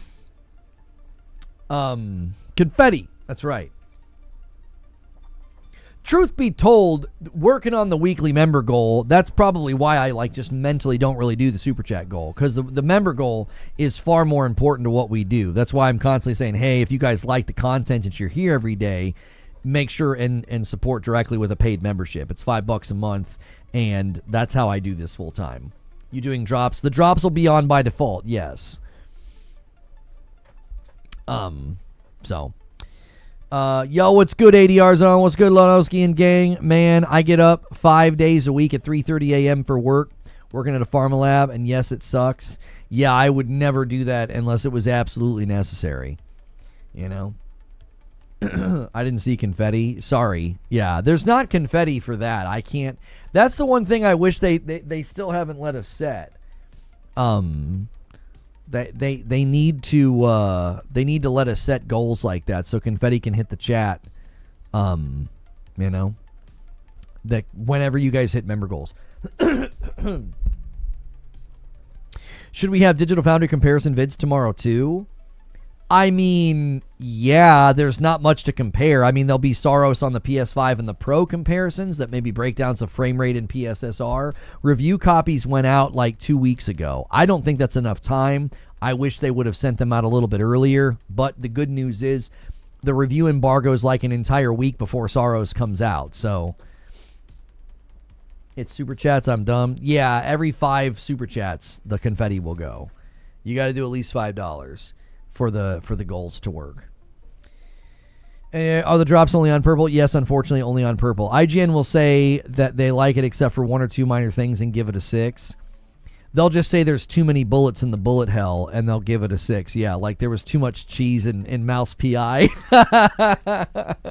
They'll like be, listen, I know it's a bullet hell, but there were too many bullets in this bullet hell. Kiln drops today. That was the one. That was the one. If you guys hit the stretch goal, Madam and I will do another doubleheader on Saturday. We'll play Kiln and we'll play Colin Moriarty's game together. So you guys, you're going to have to hustle, though. You might not even get a Saturday stream at this point. You're not going to have a lot of time tomorrow. You guys need to band together and just like everybody do 5 bombs instead of hoping for the big boys to drop, 50 bombs. Yeah, it's a bullet ballet. That's right. I really hope they don't mess with the game too much. I have it on very good authority. No, I did not get a review copy, so I can talk about the game. I have it on very good authority that fans of Returnal are going to be thrilled. I don't think fans of Returnal are going to be like, oh, they changed too much. People are going to like it. What's Colin's game? I've referenced it a couple times, and I've tweeted a couple times, and I keep forgetting the dadgum name. Let me pull it up and show you. Oh, where is it? There it is. It is called Saint Slayer Spear of Sacrilege. Available on Steam and other platforms. It's got a 91% on Steam. It's Nintendo, it's PlayStation, it's Xbox. It's everywhere, boys. Saint Slayer Spear of Sacrilege. It's got a great score. 4.81. It's a $10 game. Buy it. Support smaller studios. So if you guys can manage to get the goal to 750, because that's stretch, Madam and I will play Kiln, and we will also play that game. C Money says, let's do it, and he starts the 5-bomb train with a 5-bomb. We're now 20 away from the next milestone, so a little something could happen here. That's happening on Twitch. We'll see if YouTube joins the train. We could have the biggest 5-bomb train in the history of the channel. I don't even remember what the record is. I'm over here and sad I won't get to play Sorrows. Yeah. And I mean, you will if PlayStation continues to put their games on PC, but I don't know if they're going to go back. I really don't. The report from Schreier seemed pretty solid to me. It did. So Kiln, phallic shaped pottery. Yeah, I mean, are you guys really gonna miss out on that? You know what I'm saying? I've never completed the full game. I got up to the part where Blackbeard gets clapped and then never finished it. Returnal fans are gonna love Sorrows, probably better. Although Returnal may be a bit hard to beat. The game was perfect. It's like one of my all-time favorite games. Yes. Does it have a good ending? Does AC Black Flag have a good ending? Brother, I can't even remember. I played it a lifetime ago. I don't remember.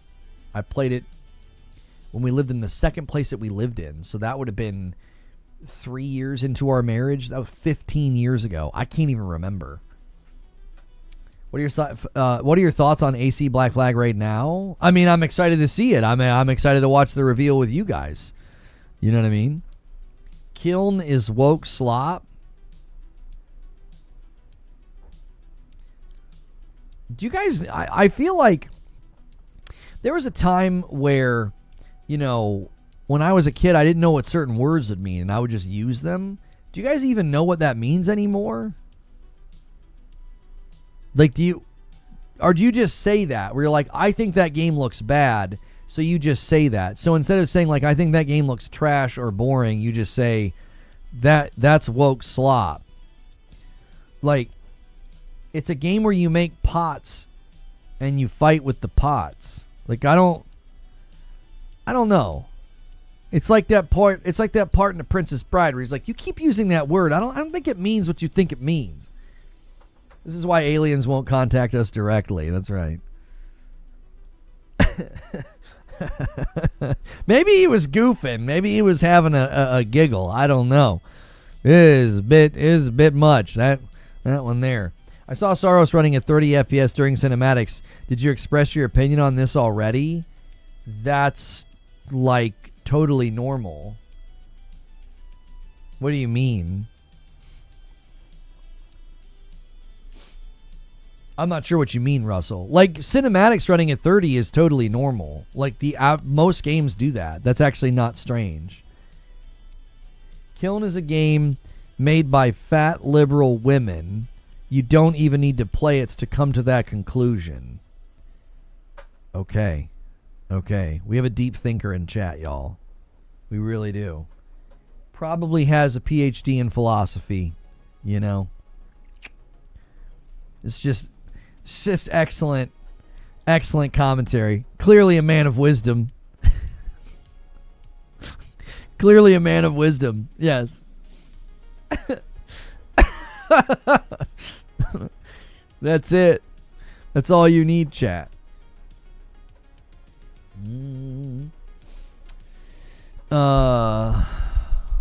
What do we know about the game? Which game? Which game are you talking about?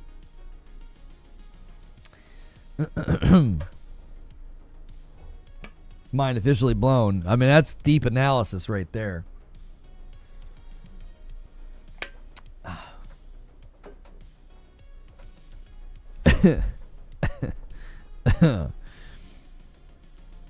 Not the cinematics.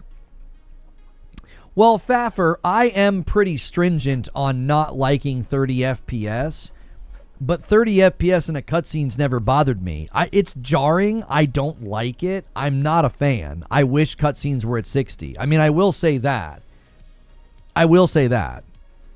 So, but it's not, I'm not going to be upset because, like, the cutscenes are not gameplay. I'm not moving around, so it's not affecting my ability to get immersed and to play. On Xbox, the event for Assassin's Creed Black Flag Resynced is under an Assassin's Creed Valhalla picture. I wonder what that means. Probably nothing. I guess there's a difference between cinematic and in-game cinematic, though I've seen a lot of 60 FPS cinematics. It's been standard practice for a while, Russell. I don't know why they do it. I think there's reasons, but I can't remember what they are. I feel like somebody told me why studios still do their cinematics at 30. A lot of studios, not a lot, but there are studios moving away from that. So I remember they did that with, like, the Drifter in Destiny. They made all of his cutscenes 60. I don't know why they changed it, but I prefer them to be at 60. I do. It's jarring to go from 60 frames per second gameplay to cutscenes that are 30. It's not a deal breaker, and it's not something that I get critical of because it's common practice and it doesn't affect the gameplay. If, 30 FPS gameplay is a deal breaker. I will not play 30 FPS games. I simply can't do it. I don't know how Astacross is playing Destiny 1 at length. I don't know how he's doing it. Surprised it's not an option at least. It probably has something to do with the way they render the scenes, would be my assumption. They do 30 FPS trailers to have the best fidelity possible with the best stable frame rates. Did you finish the book that Saros is apparently inspired by? I think people completely misfired. The Yellow King, I don't think has anything to do with Saros. The first couple of short stories made references to things that sounded like it could have been inspired by it or whatever, and, like, I tweeted some of the quotes that were pretty cool. But about halfway through, the stories were there was nothing in them that would even relate to Saros, like, at all. Like, I just started, like, flipping and speed reading. There was nothing. I think people misfired. I think people were searching for references to Carcosia, and they found that book, and they thought that that book was the inspiration. I don't think it was. I did not unearth anything at all that I felt like was going to be, influential. Yeah, guys, I just want to show you a couple of pictures here. Thanks for the research, Fuzzy. Hang on one second. We did a really quick deep dive into Kiln. So here's the project lead, and then here's the studio head. Here's another guy that worked on it, and here's another guy that worked on it. I think that guy's got a point. I think he's got a point. There's a pretty high saturation in those images of a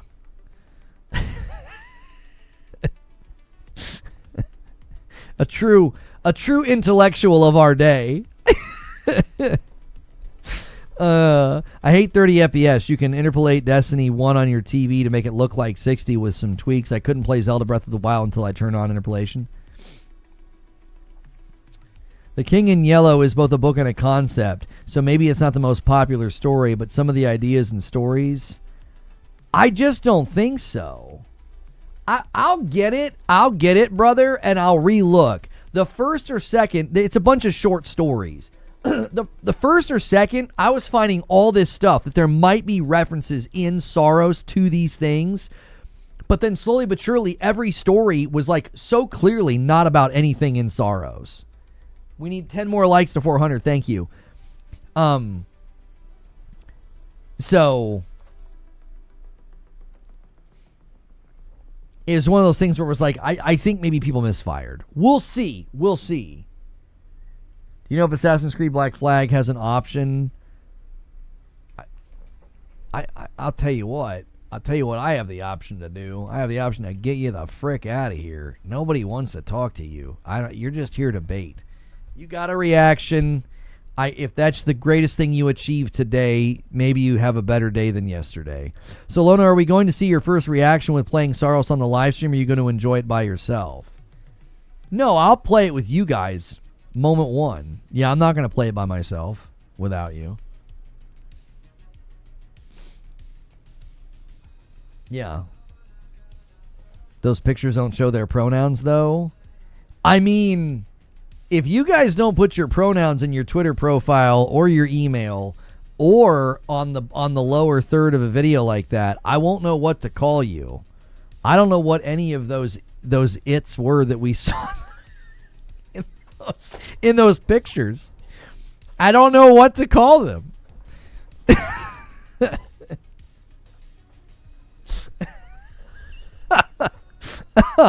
It's a mystery. You know? Excuse me, sir. Can you tell me what your Twitter profile is? Yes. I need to know what to call you. I'm stuck in limbo here. I'm stuck in pronoun limbo, please. If not, I'll just have to call you Gary. My name is Steve, but still, I'm going to go with Gary. Stupid.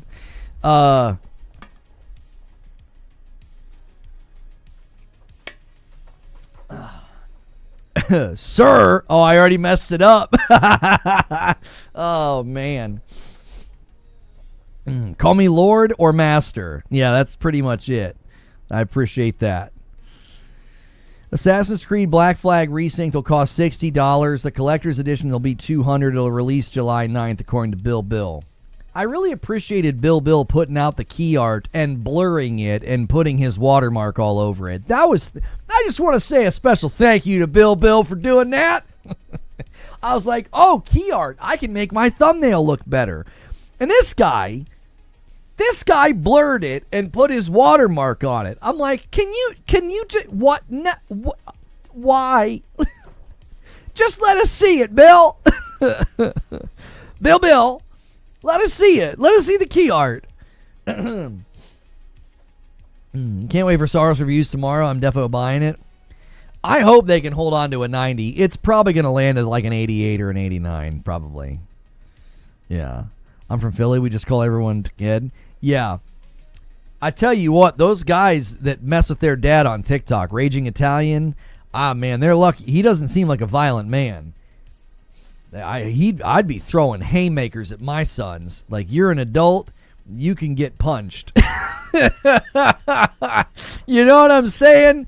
Listen, man, if you're in your 20s, no, that's not abuse. No, that's called comeuppance. You wake me up in the middle of the night. They wake him up at like 3 in the morning, and they're like, what are you doing up so late? I'd be throwing haymakers, bro. You'd be catching hands at 3 in the morning. You know what I'm saying? How old are you? I'm 19, Dad. Perfect. That's good enough for me. Boom! Get out of my room. Waking me up at 3 in the morning. Jiminy Christmas. They wake him up. They're like, what are you doing up so late? He's like, what do you mean? What do you mean? What do you get out? What are you waking me up for? That guy's gonna have a freaking aneurysm. You see, I don't know if pre-orders are today or not. Yo, what's good, Ginger? Oh. If you can drive, you can catch his fade. That's what I'm saying, dude. You're in your 20s playing pranks on your dad. You better be careful, man. He'll pop you right in the jaw if he's got the sense. I mean, I would.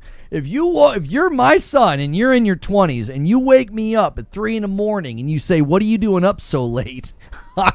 I'd clock you into tomorrow. I'd be like, "That's not funny. Get the frick out of my room." My son's 28 and 300 pounds and 6'3". He'd kill me.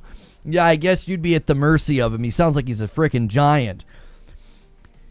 Oh, I just subscribed. I'm 24 from Melbourne, Australia. Can we talk about the economics and the politics of our countries?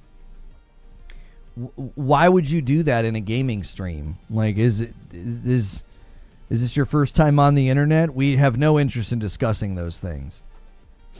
Have we not learned anything? Why are people so pre-ordering anything? Yeah, I mean, I think pre-ordering some games, I think, makes sense. If you feel like you have enough information in it, you've seen enough, and you've seen enough gameplay, especially if there's like pre-order perks and pre-order, bonuses and stuff like that. Yeah, I think you can. I think it's generally good practice to not pre-order because you can watch streamers and YouTubers, and you can make sure that you're getting a good product before buying it. So I doubt the word frick would actually come out at that point in time. I mean, yeah, you wake me up. I have such a hard time keeping a lid on it. Like, my daughter's 12 and I scolded her because she came to me and told me her stomach was hurting. And I was like, and I'm delirious. I'm like, what? Hurting how, huh? And 5 seconds later, she's covering my floor with puke. And I'm like, we've told you, if you wake up, just go to the bathroom if you don't feel good. You don't need to come and tell me. Like, I'm like scolding her like as she's getting sick. I'm like, girl. So yeah, if you're in your 20s and you're waking me up to play a prank for TikTok, yeah, I'd be swinging. I'd be swinging on you, dude. What are you doing up so late? It's funny. Like, the idea is funny that they're waking him up and do that, but I'm like, man, they're lucky that guy ain't violent because I'd be swinging. That phone would be broken. It would be, like, smacked out of your hand in seconds. I only pre-order very specific games by specific developers. It pre-orders the deluxe edition of Sorrows. You get access to the game 40 hours. Yeah, I mean, I'm going to be doing that, obviously, so I can play on Tuesday. So, I've watched you for a total of 5 minutes, and I'm already more intrigued about this topic rather than the reveal itself. Oh, the topic of can you punch your son if he wakes you up in the middle of the night? I'm a new subscriber. What if Ubisoft lose this chance? They are doomed. You don't need to spam, homie. I'm a really interactive streamer. You don't need to put the same comment in chat that many times. If BlackRock offered you $100 million for being a good boy, would you take it? What are you talking about? If a company offered me $100 million for being a good boy, what do you mean? What do you mean being a good boy? I got news for you. Unless you're having me commit murder, $100 million, set up generational wealth. Yeah, I'd be all right. Where do I sign? I mean, as long as you're not making me kill anybody. I mean, I guess I need to look at the contract. Be like, does he deserve it? Like, and that's how I got into being a hitman for hire. It was a strange day on YouTube that day. I got a phone call later that afternoon, and they're like, listen, we should talk. It's what Bam Margera was doing to his dad. Oh yeah, Bam was always playing jokes on his dad. It looks like he's cleaning up and taking care of himself, man. I hope he can get to a better place. I hated seeing that young man destroy himself like that. That was sad. It was sad. You get some weird people dropping by. Yeah. And that's how Grandpa made his fortune. Sitting around at Christmas time, like, and that's why we're celebrating Christmas in a mansion. So,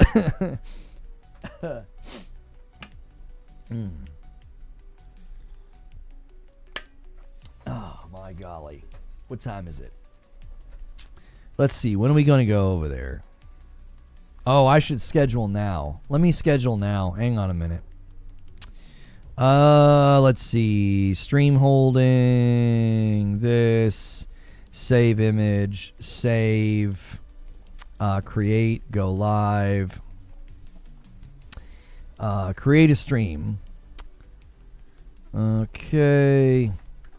Yeah, I'm gonna create a new stream, and we'll go over to it at like 30 minutes till. I don't like having like a super long waiting room and the stream. I kind of like to separate them, so when people come back later, it's all there, and they don't have to go searching for anything. Let's see. AC Black Flag. It's not loadable as resynced yet. Like, yeah, you can't load into the directory yet. You just got to put yourself in Black Flag on YouTube. All right, we'll do that. And I'll redirect you guys and everything else. We'll do all that. No, close that. Boom. All right, next. Any duration. Today at 11:30. 100 million is poor rich. Homie, I would gladly be poor rich. What are you even talking about? Look at him. He's poor rich. You know what I mean? That's like saying you're like medium handsome or something. Like, yeah, that's not bad. I'll take it. Well, I appreciate you leaving politics out of the show. That's where a lot of video game content creators go. I don't have any desire to talk about that stuff. I just don't. You know what I mean? Like, no disrespect, okay? But when it comes to that stuff, I don't give a frick what any of you guys think. You know what I mean? When it comes to politics, I'm like, listen, man, I love y'all, but I don't give a frick what you think about politics. I don't want to hear you, pontificating about this thing or that thing. You know what I mean? I don't care what you think about those things. He's about medium handsome. Oh, I'll take it. I'll take medium handsome. I don't know. Medium handsome is not bad. I would desire to talk about it, but this isn't the platform for it. Even outside of here, I don't care. Yeah, even outside of here, I'd rather talk philosophy or like religion or beliefs, or faith or spirituality, or, you know what I mean? I would much rather talk about things like that. I don't give a frick about politics. I just don't. Even outside these spaces, I get around people that start talking about it, and I'm like, I don't know what y'all are talking about, because I just don't pay any attention to it. I just don't. I'm like, who's that? What'd they say? Oh, wow, they did? They're the mayor of where? Like, I don't know anything. You know what I mean? I barely know our president's name. I'm serious. I don't pay any attention to it. I don't care. I just don't. I see tweets and I'm like, oh, they're extremely mad. Hang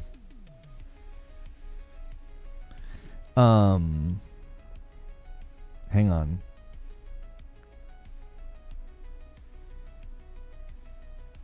Hang on 1 second. I got an email from Donald Trump. I have to reply right now. I'm just kidding. Great lover,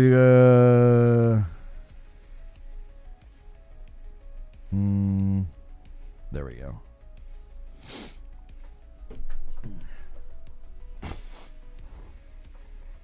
There's so much info manipulation too. It's hard to know what's what, who to trust. But I do agree. I'd rather talk theology and philosophy. Oh yeah, for real. Like, I would rather talk about why Ginger's a heretic than talk about politics. You know what I'm saying?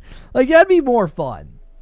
And that's how I got kicked off the gaming roundtable. Oh my word. Conan Exiles Enhanced will give you more control over your junk. Well, there you go. There you go, boys. Did you finish Pragmata's main story? No. Nope. No.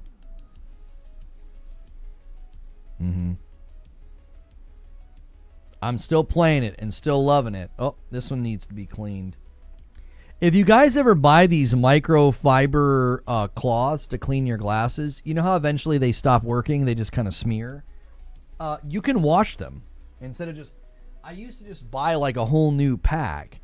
You just wash them. You can get like a garment thing for the washer that you want to put like stuff in that you're worried about it like being damaged by the washer, and just throw them in there. You can just throw them in and you just let them dry, and then they're good as new. I used to just throw them out and buy a new one. We have 1 hour. I want to explore your whole mind. Open it wide and really get in there. Sure. Establish a non-reasonable foundation for reason, and then we can start to talk. I get lost in the Terradome area in Pragmata for days. Oh, you got lost? Huh. You use microfiber to clean your television? Yeah, you can use them on screens. Good times for gaming as far as content currently? Oh, yeah, dude. I mean, it's just nothing but good vibes. Like, you know what I mean? I just buy new glasses.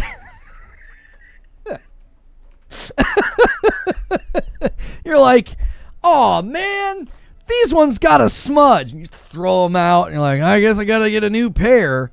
And they're like, Sir, you can clean your glasses. And you're like, what? I've gone through like 10 this week.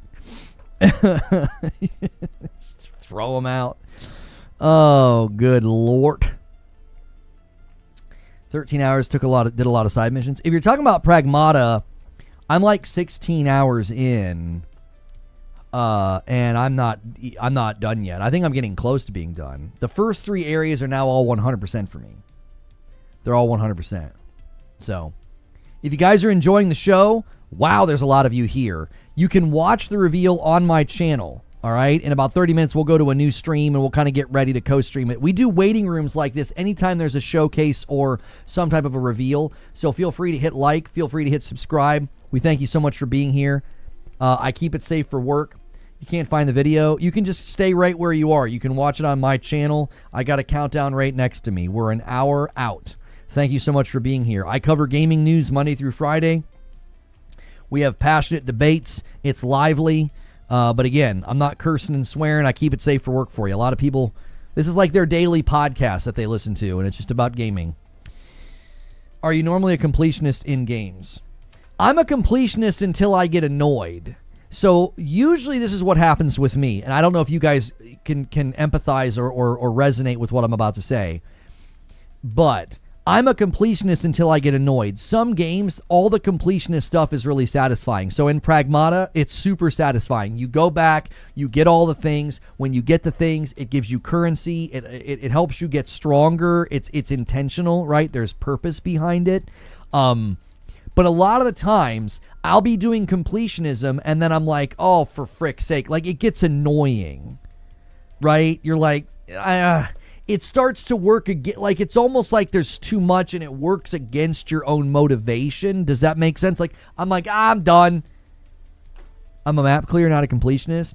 Yeah, like some games, like Spider-Man 1, I did every single thing there was to do on the map. Batman Arkham Knight, I did a 200% run through Batman Arkham Knight. Some games just hook me and I do all of it. Other games I get annoyed and I'm like, nah. Yo, thank you for the gifted member. Ward Huff gets us to 231. What do you think of Crimson Desert? I think Crimson Desert's come a long way. I think the launch version of the game was horrible. They should have delayed it. I think they should have just done early access on PC. I think they could have had like a Baldur's Gate 3 situation on their hands because I think the game has tons of potential. It just, performance is still not great. Thank you so much, Captain K.A., for gifting a member on YouTube. performance is still not great on console. I did not like the way they marketed it. I was one of the people that was very critical of how they marketed the game. They kind of hid console performance and console footage, claimed that they weren't hiding it, and they definitely were. The way we got console footage was incredibly, I feel like it was very underhanded, and it launched and just was awful on the base PS5 and even in the Series X. It's gotten better. And I really do applaud all the efforts that they've made. Like, they've made lots of good strides and achievements. But, I feel like they shouldn't have launched it when they did. What's with the weird hate on Pragmata? I've not seen anybody hating on it. What are you talking about? I've seen people saying it's like a 10-hour game. You've really got to straight line the game. I had somebody leave a comment, and he said, I played it in a satisfactory way, and it took me about 10 hours. When I was saying in a satisfactory way, what I meant was like, yes, you could be satisfied with that as a playthrough. But if you're going to turn around after 10 hours and be like, that sucked, that was only 10 hours, that's not an indictment of the game. If you're not going to circle back with any of your new abilities and do the rooms, do the challenge rooms, get the abilities, if you're not doing any of that, if you're not doing the trials and the tests to get the currency, you're 100% playing the game on easy and straight lining. You just are. You're not getting any of the currency to grow in your strength and your abilities and your skills and the build crafting. You're just straight lining. The story is fine. It's not that good. Like, the story's fine, but it's not good enough to, like, carry the game on its own. What carries the game is the gameplay and the trials and the build crafting and all of the stuff that you get and all the investment that you get. So, again, that's the only thing I've seen people saying, like, oh, it's only 10 hours. And it's like, only 10 hours if you literally play it that way. That's not an indictment of the game. That's your choice as a player. You can play any game that way. You can put it on easy and play it as fast as humanly possible and then turn around and be like, yeah, well, I clocked 12.1 hours in a game that most other people are taking longer in. It took me 13 hours, but honestly, I skipped a bunch of stuff. The only thing I maxed out was the pistol. Oh, yeah, I'm super strong now. I'm wrecking. The red card rooms are a joke to me now. I am just blowing people up. It's fun. It's super fun. The reward for circling back and the reward for doing the trials and stuff, it's well worth it. You're not just checking boxes. You're literally getting stronger. So, yeah, I don't know. I don't think that's hate. I just think people are being strangely critical of the length of the game. I've not seen anything other than that. So I don't know what you're talking about when you talk about hate for the game. Some people play it first, then New Game Plus with all the weapons maxed. Yeah, that's fine, but those people aren't complaining about the game length. They're playing in a particular way.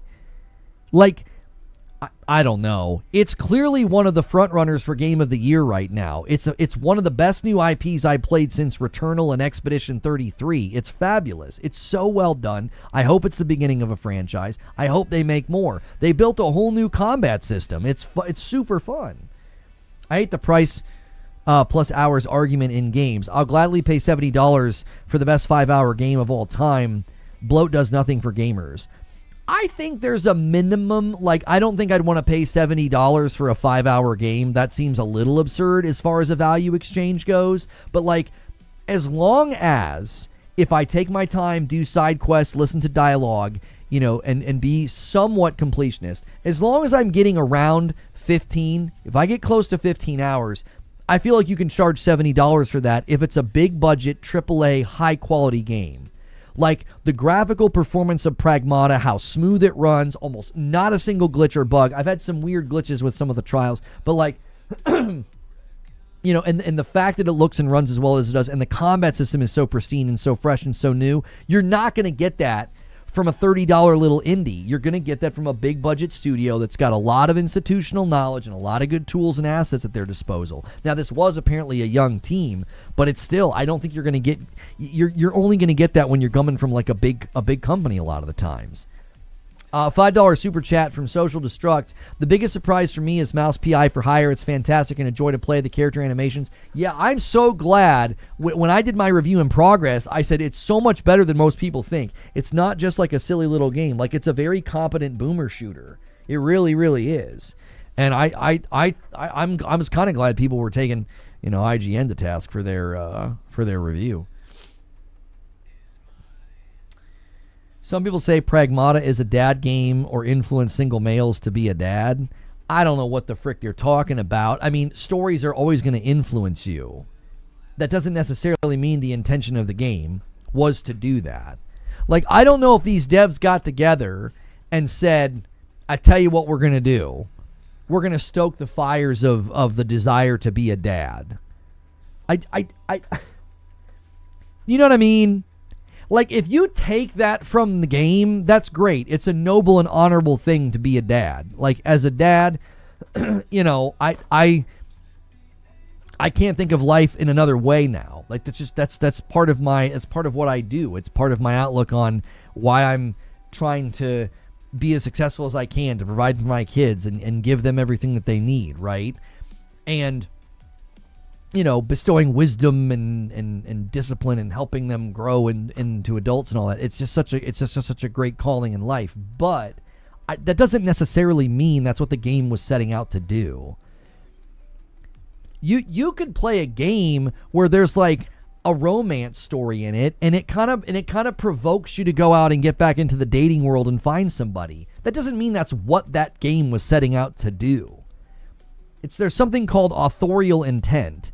Like, the intentions of the author, right? I don't know if the intention of the author, the team behind Pragmata, was like cultural anti-woke movements to be all about, dads and kids. I don't think that was their goal at all. I just don't think so. If they remake the fan favorite games, the AC games. I mean, Black Flag's one of the fan favorites. They're starting with one of the popular ones. I saw something different than a dad sim. There's so much more to the story. If you listen to the dialogue and you start to piece together, why would Hugh be so quick to connect with like a childlike robot and be protective of it? There's so much more to it than like it's not social commentary right now. I don't think that's the intention. I don't think they're trying to do social commentary on like, we need dads. I don't think so. We do need dads. We also need honorable men of wisdom and discernment, and not just constantly buying in to the anti-woke diatribes. Like, I feel like a lot of alleged men, and masculine men are out here acting like boys. I think they're acting like emotional boys.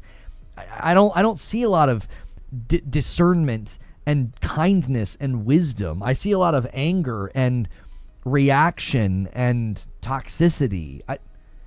I don't think that's what this game is about. I don't think this game is meant to be a cultural battleground. It's literally a game where you have a character.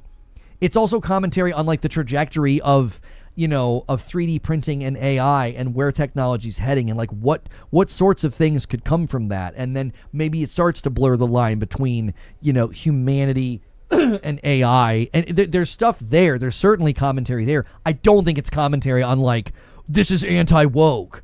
I just don't think so. I really don't. I've been accused of being a wokey simply because I don't buy into all of that. And it's like, I'm the most non-woke person you're going to meet. Like, I have 2 degrees from a Baptist seminary. Like, I attend church every Sunday with my family. I am not at all some liberal progressive wokey, but I also think people see the woke boogeyman in every dark corner of the world, and I just think it's become woke spotting. It's like, not everything is this. Not everything is about this. It just isn't. We have to be more discerning as gamers, but we also have to be more discerning and more wise as men. I just think we're buying into silliness sometimes. Kansas, thank you so much for 19 months. Let's get to 233 on the week.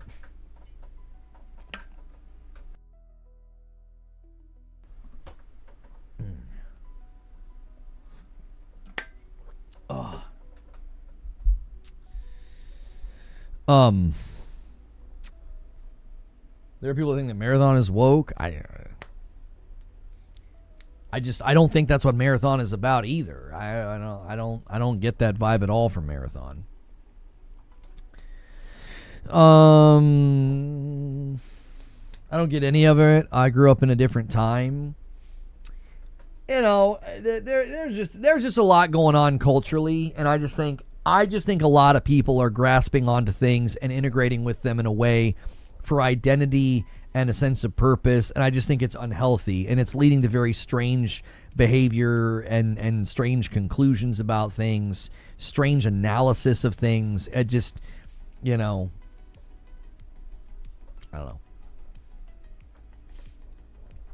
know. What's your drink? It's just coffee. I think there was discussion around the declining birth rate in Japan and a lot of young devs being on the team at Capcom. It could have been their way of expressing themselves via story. I'm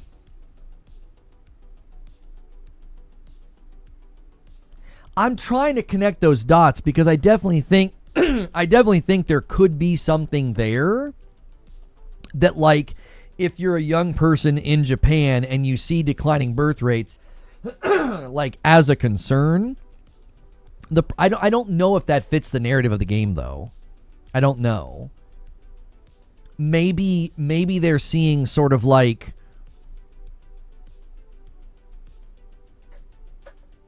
I mean, I could see a possibility. Sorry, I'm going like 8 levels deep thinking about this. I'm not just thinking surface level here. Like, I think they could definitely be making commentary about, like, a pure and sanitized future absent of children is absent of joy. And, like, you go to this environment that's very pure and sanitized and futuristic, and the central point of intrigue and the central point of joy and comfort that this man experiences is from what looks like a child. And so there could be some commentary there about, like, the trajectory that you set society on if you try to sanitize it and make it all about future and all about, prosperity or success or technological advancement. And if children are removed from the frame, you're losing humanity to a certain degree. And it could be commentary on that, like, technology itself folds back on itself in this alleged or hypothetical future in Pragmata, and it's starting to fold back on itself and saying, you're missing one of the most important aspects of humanity, and it like, it's almost like the universe balancing itself out, like AI balancing it out. But the thing is that's not what the story's about. That's not what the story's about. You'll get to a certain point where you learn where this girl came from. I just got to that point last night. I really don't know if that's what they're trying to say. I literally theorized where this little girl came from, and I was correct. I was pretty sure I knew what was going on here. And I don't want to spoil it. So, like, I think once you learn that element of the story, you might be like, I still don't know if this is commentary on, like, a childless society. I just don't know if it is. Have you seen Children of Men? Yeah, that's a really good film. Yes. That one's a little bit different. That one's more about, like, we make the world so terrible that, like, fertility rates become absent and people can't have children. We basically poison ourselves with, like, pollution or something. Isn't that what happens in Children of Men? Or is it post-apocalyptic? Does the apocalypse bring it on? Is it like nuclear? Is it like a form of nuclear poisoning that, like, alters the genetics and, like, everybody becomes sterile? I can't remember what happens in Children of Men. I saw it a really, really long time ago. Something leads to that. So there's something that precipitates, like, basically humanity can't reproduce anymore. Can you see my last 2 comments? I agree with Lono here. He actually broke my woke anger. I was caught up in a lot of that. The thing that I'm struggling with is, like, as a dad and as someone with a counseling degree and as someone that, like, sees the importance of faith and truth, I struggle with not wanting to talk about these things more, but, like, I know people get really fatigued by it. People get very fatigued by, like, woke versus anti-woke and all of that. I just think most of that content's from it's just a lot of bad faith, bad actors. They don't have good intentions. They're chasing the dollars, man. I don't think they have your interest at heart. I don't think they're wanting you to be a flourishing, happy individual. They want you to be angry and scared. So That movie has one of the coolest 9-minute straight shots ever seen, right? Where like they're watching him walk through all the rubble and stuff. It's very cool. Yes. I don't think they know why they can't have kids, but the story starts with the youngest person on the planet dies, and then they find a pregnant woman. Global infertility has brought civilization to collapse. I thought there was speculation on what brought about the global infertility in that movie, though. I thought it was like pollution or something. I don't know. I hope I'm not overstepping, but your professional and educational life seems very diverse and varied. I find that interesting. It is a bit of a mixed bag, yes. So whenever I meet young seminary students that have come to the city to go to seminary, and they learn that I have a bachelor's in theology and a master's in counseling, and that I went to seminary, and then they learn that I do YouTube full time, they're always like what? That's what you're doing? Like you're not using your degrees? Yeah, it's Clive Owen. Yes. Yeah, I create a lot of head scratching. Never played Pragmata, but what's woke about a story about a kid and her father figure? Nothing is woke about it. No one's saying that. They're saying that it's anti-woke. Right? Lono's an interesting dude, and he's mediumly well hung. Yeah, see, that's not a bad compliment. See? You now see why being told being poor rich. Being a poor rich, being considered poor amongst rich people, being mediumly well hung, I think most men would be like, thank you.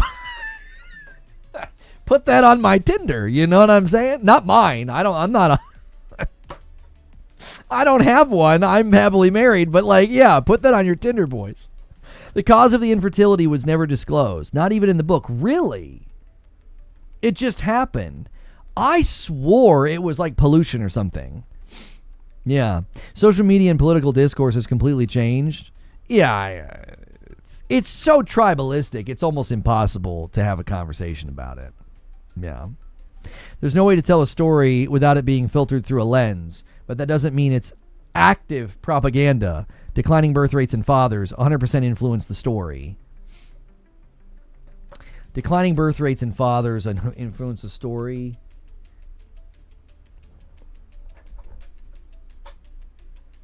Yeah, I could see it playing a part. Yeah, I could see it playing a part. For sure. Yeah.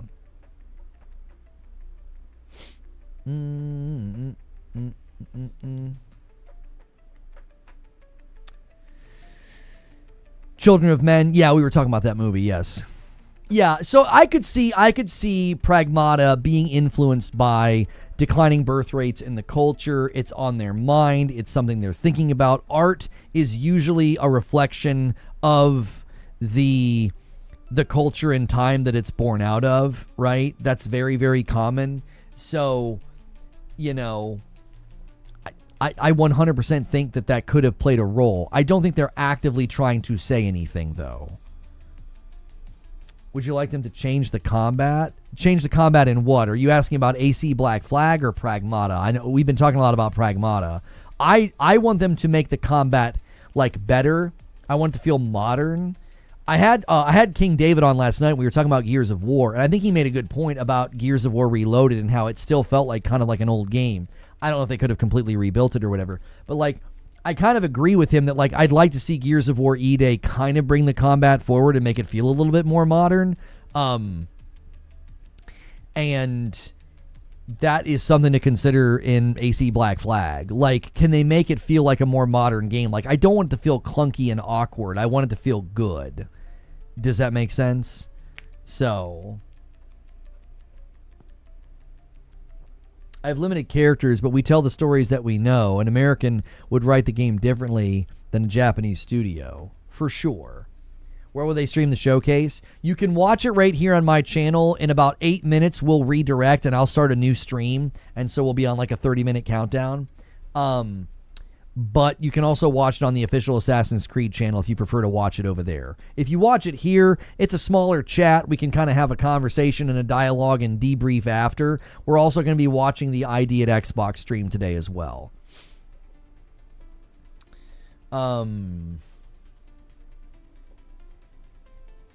So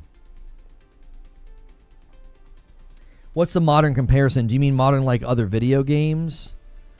I would want it to feel like the combat felt in AC Shadows, if that makes sense. Like, if you play the combat in AC Shadows and then you go back and play like an older Assassin's Creed game, you'll feel a difference. It's just like older games aren't quite as, maybe not quite as fluid, if you know what I mean, like the animations, the moment-to-moment volition that the player has.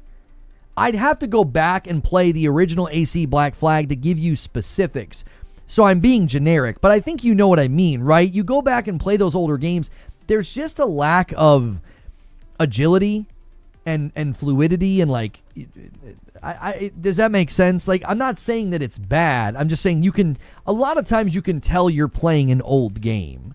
If you play like remasters of old games where they change nothing and they just sort of make the graphics prettier, and you're like, oh, yeah, I can tell I'm playing an old game that's been prettied up. I'm hoping that that's not the case. I'm hoping that it feels more modern in that department. I feel like Unity's combat was underrated. I've heard that people think that the combat, especially the parkour in Unity, is some of the best that the series has ever had.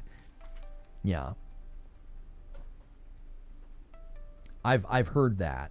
Unity got a bad rap because the glitches and the bugs all went viral. I want them to create a system where you can upgrade the Jackdaw. As much as I love the original, it'd be very cool if you could make your ship a frigate. I mean, I think that would be them adding entirely new mechanics and an entirely new grind, and I doubt they're going to be doing that. That'd be a pretty heavy investment.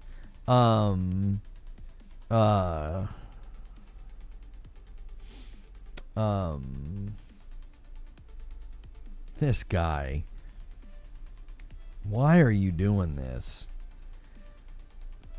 This guy that's like trying to go to war with the burnt peanut. Man, you gotta stop, bro. Dragon King with a $2 super chat. Thank you so much. Oops. I added a member for some reason.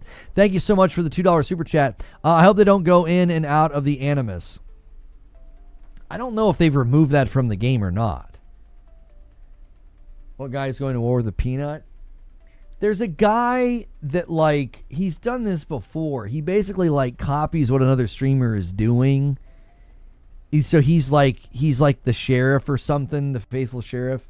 And he basically just copied the Burnt Peanuts avatar, but he's like a sheriff. And it's just awful. Yeah, he, like, goes into Fortnite and he tries... Yeah, it's just bad.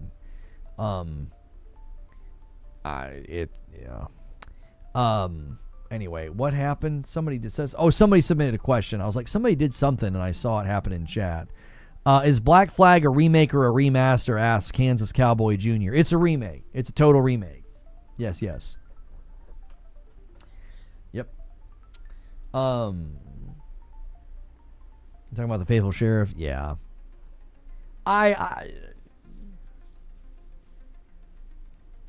I have a unique frustration, not as a content creator, as a man of faith. I have a unique frustration with people doing that sort of thing. I get very frustrated by it. It is. I don't like it. I'm not gonna get on like a soapbox and get all self-righteous, but yeah, I don't like it. Peanut could be a poop avatar. It's his personality that draws people in. Oh, yeah, there's so many people that are VTubing his food now, and it's like, that's not the secret to success. The secret to success is he's just so dadgum funny. He's so quick on his feet. Like, that's a gift. You can't train somebody to be like that. You know, you can't will yourself to be like that. The Peanut's just naturally funny. He is so funny. Okay. So clipping has become a huge aspect of growing in these environments.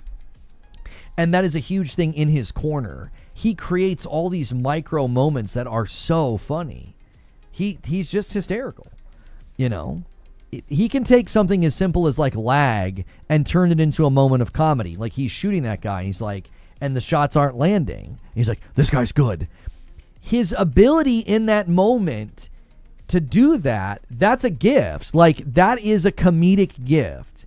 To be that focused on the game and dialed in, but knowing I can make a joke about this, and not just a joke, but like an actual funny joke. Like, it is, he's got the gift. He's a natural born entertainer. He is. And when he's going back and forth with his friends and stuff, I just think he's got it. He's got the ticket, and he's set. I mean, he can pretty much write his own future. His viewership can decline when he plays other games. Who gives a frick? He's set. He's made it. He made it to the big time. What platform are you going to watch the showcase? I'm going to watch it on YouTube, and we're going to watch it right here. You don't have to leave. I'm going to give you a link to a new stream, though. Twitch, you guys don't have to do anything. But YouTube, we'll go to a new stream. I'll give you a link, and we'll redirect. Because if somebody wants to come and watch the reveal, I don't want them to have to... I've been streaming for 2.5 hours. So...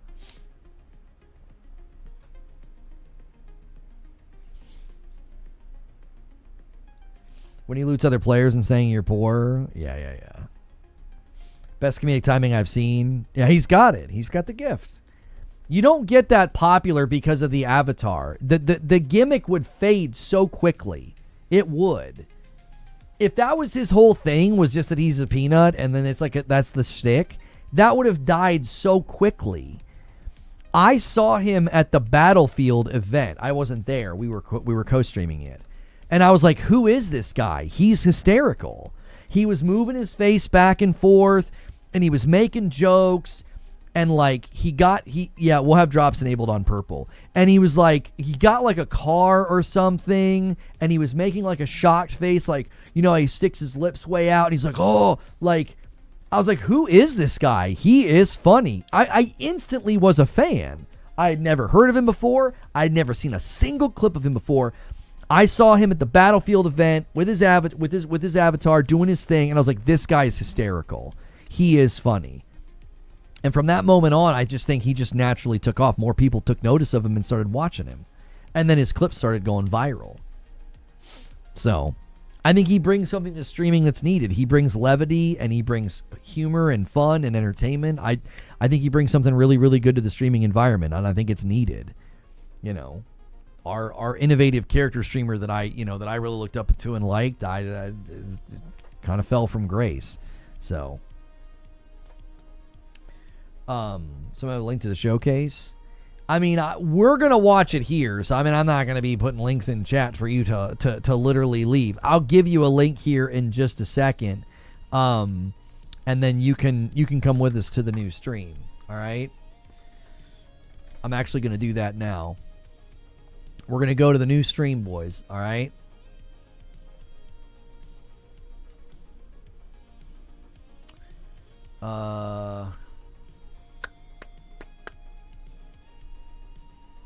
I'll make an announcement in the Discord. I'll send a tweet as well. I didn't tweet out that we were doing this earlier.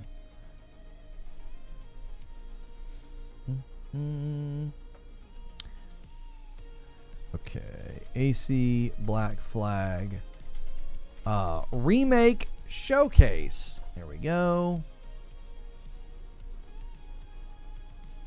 Hey, Kev Dance, thank you for the 5 bomb, getting us to 239. You guys are gonna have a bit of a time with that goal, but we're still in the fight. We're still in the fight.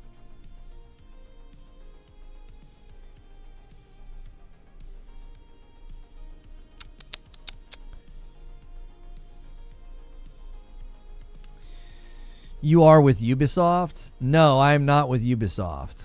I'm just co-streaming their event.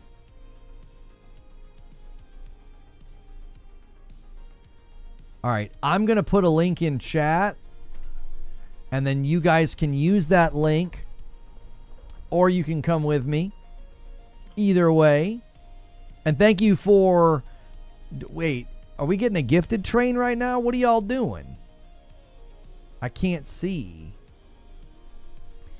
I got a gifted from Kansas Cowboy. Hang on, I got to get the members up. I can't see it. We don't need the timer anymore in this screen. A single from Kansas and a single from TJ. We're 10 away from the next milestone. Save it for the new stream, boys. And give me a ton of likes on this new stream, all right?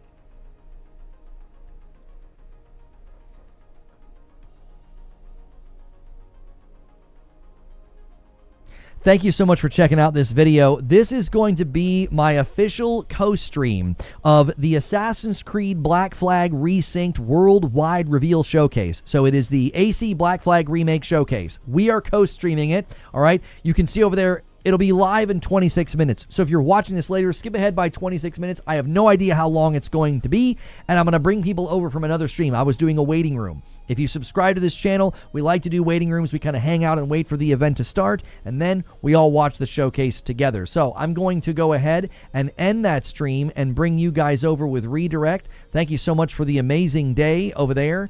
And also, as you come over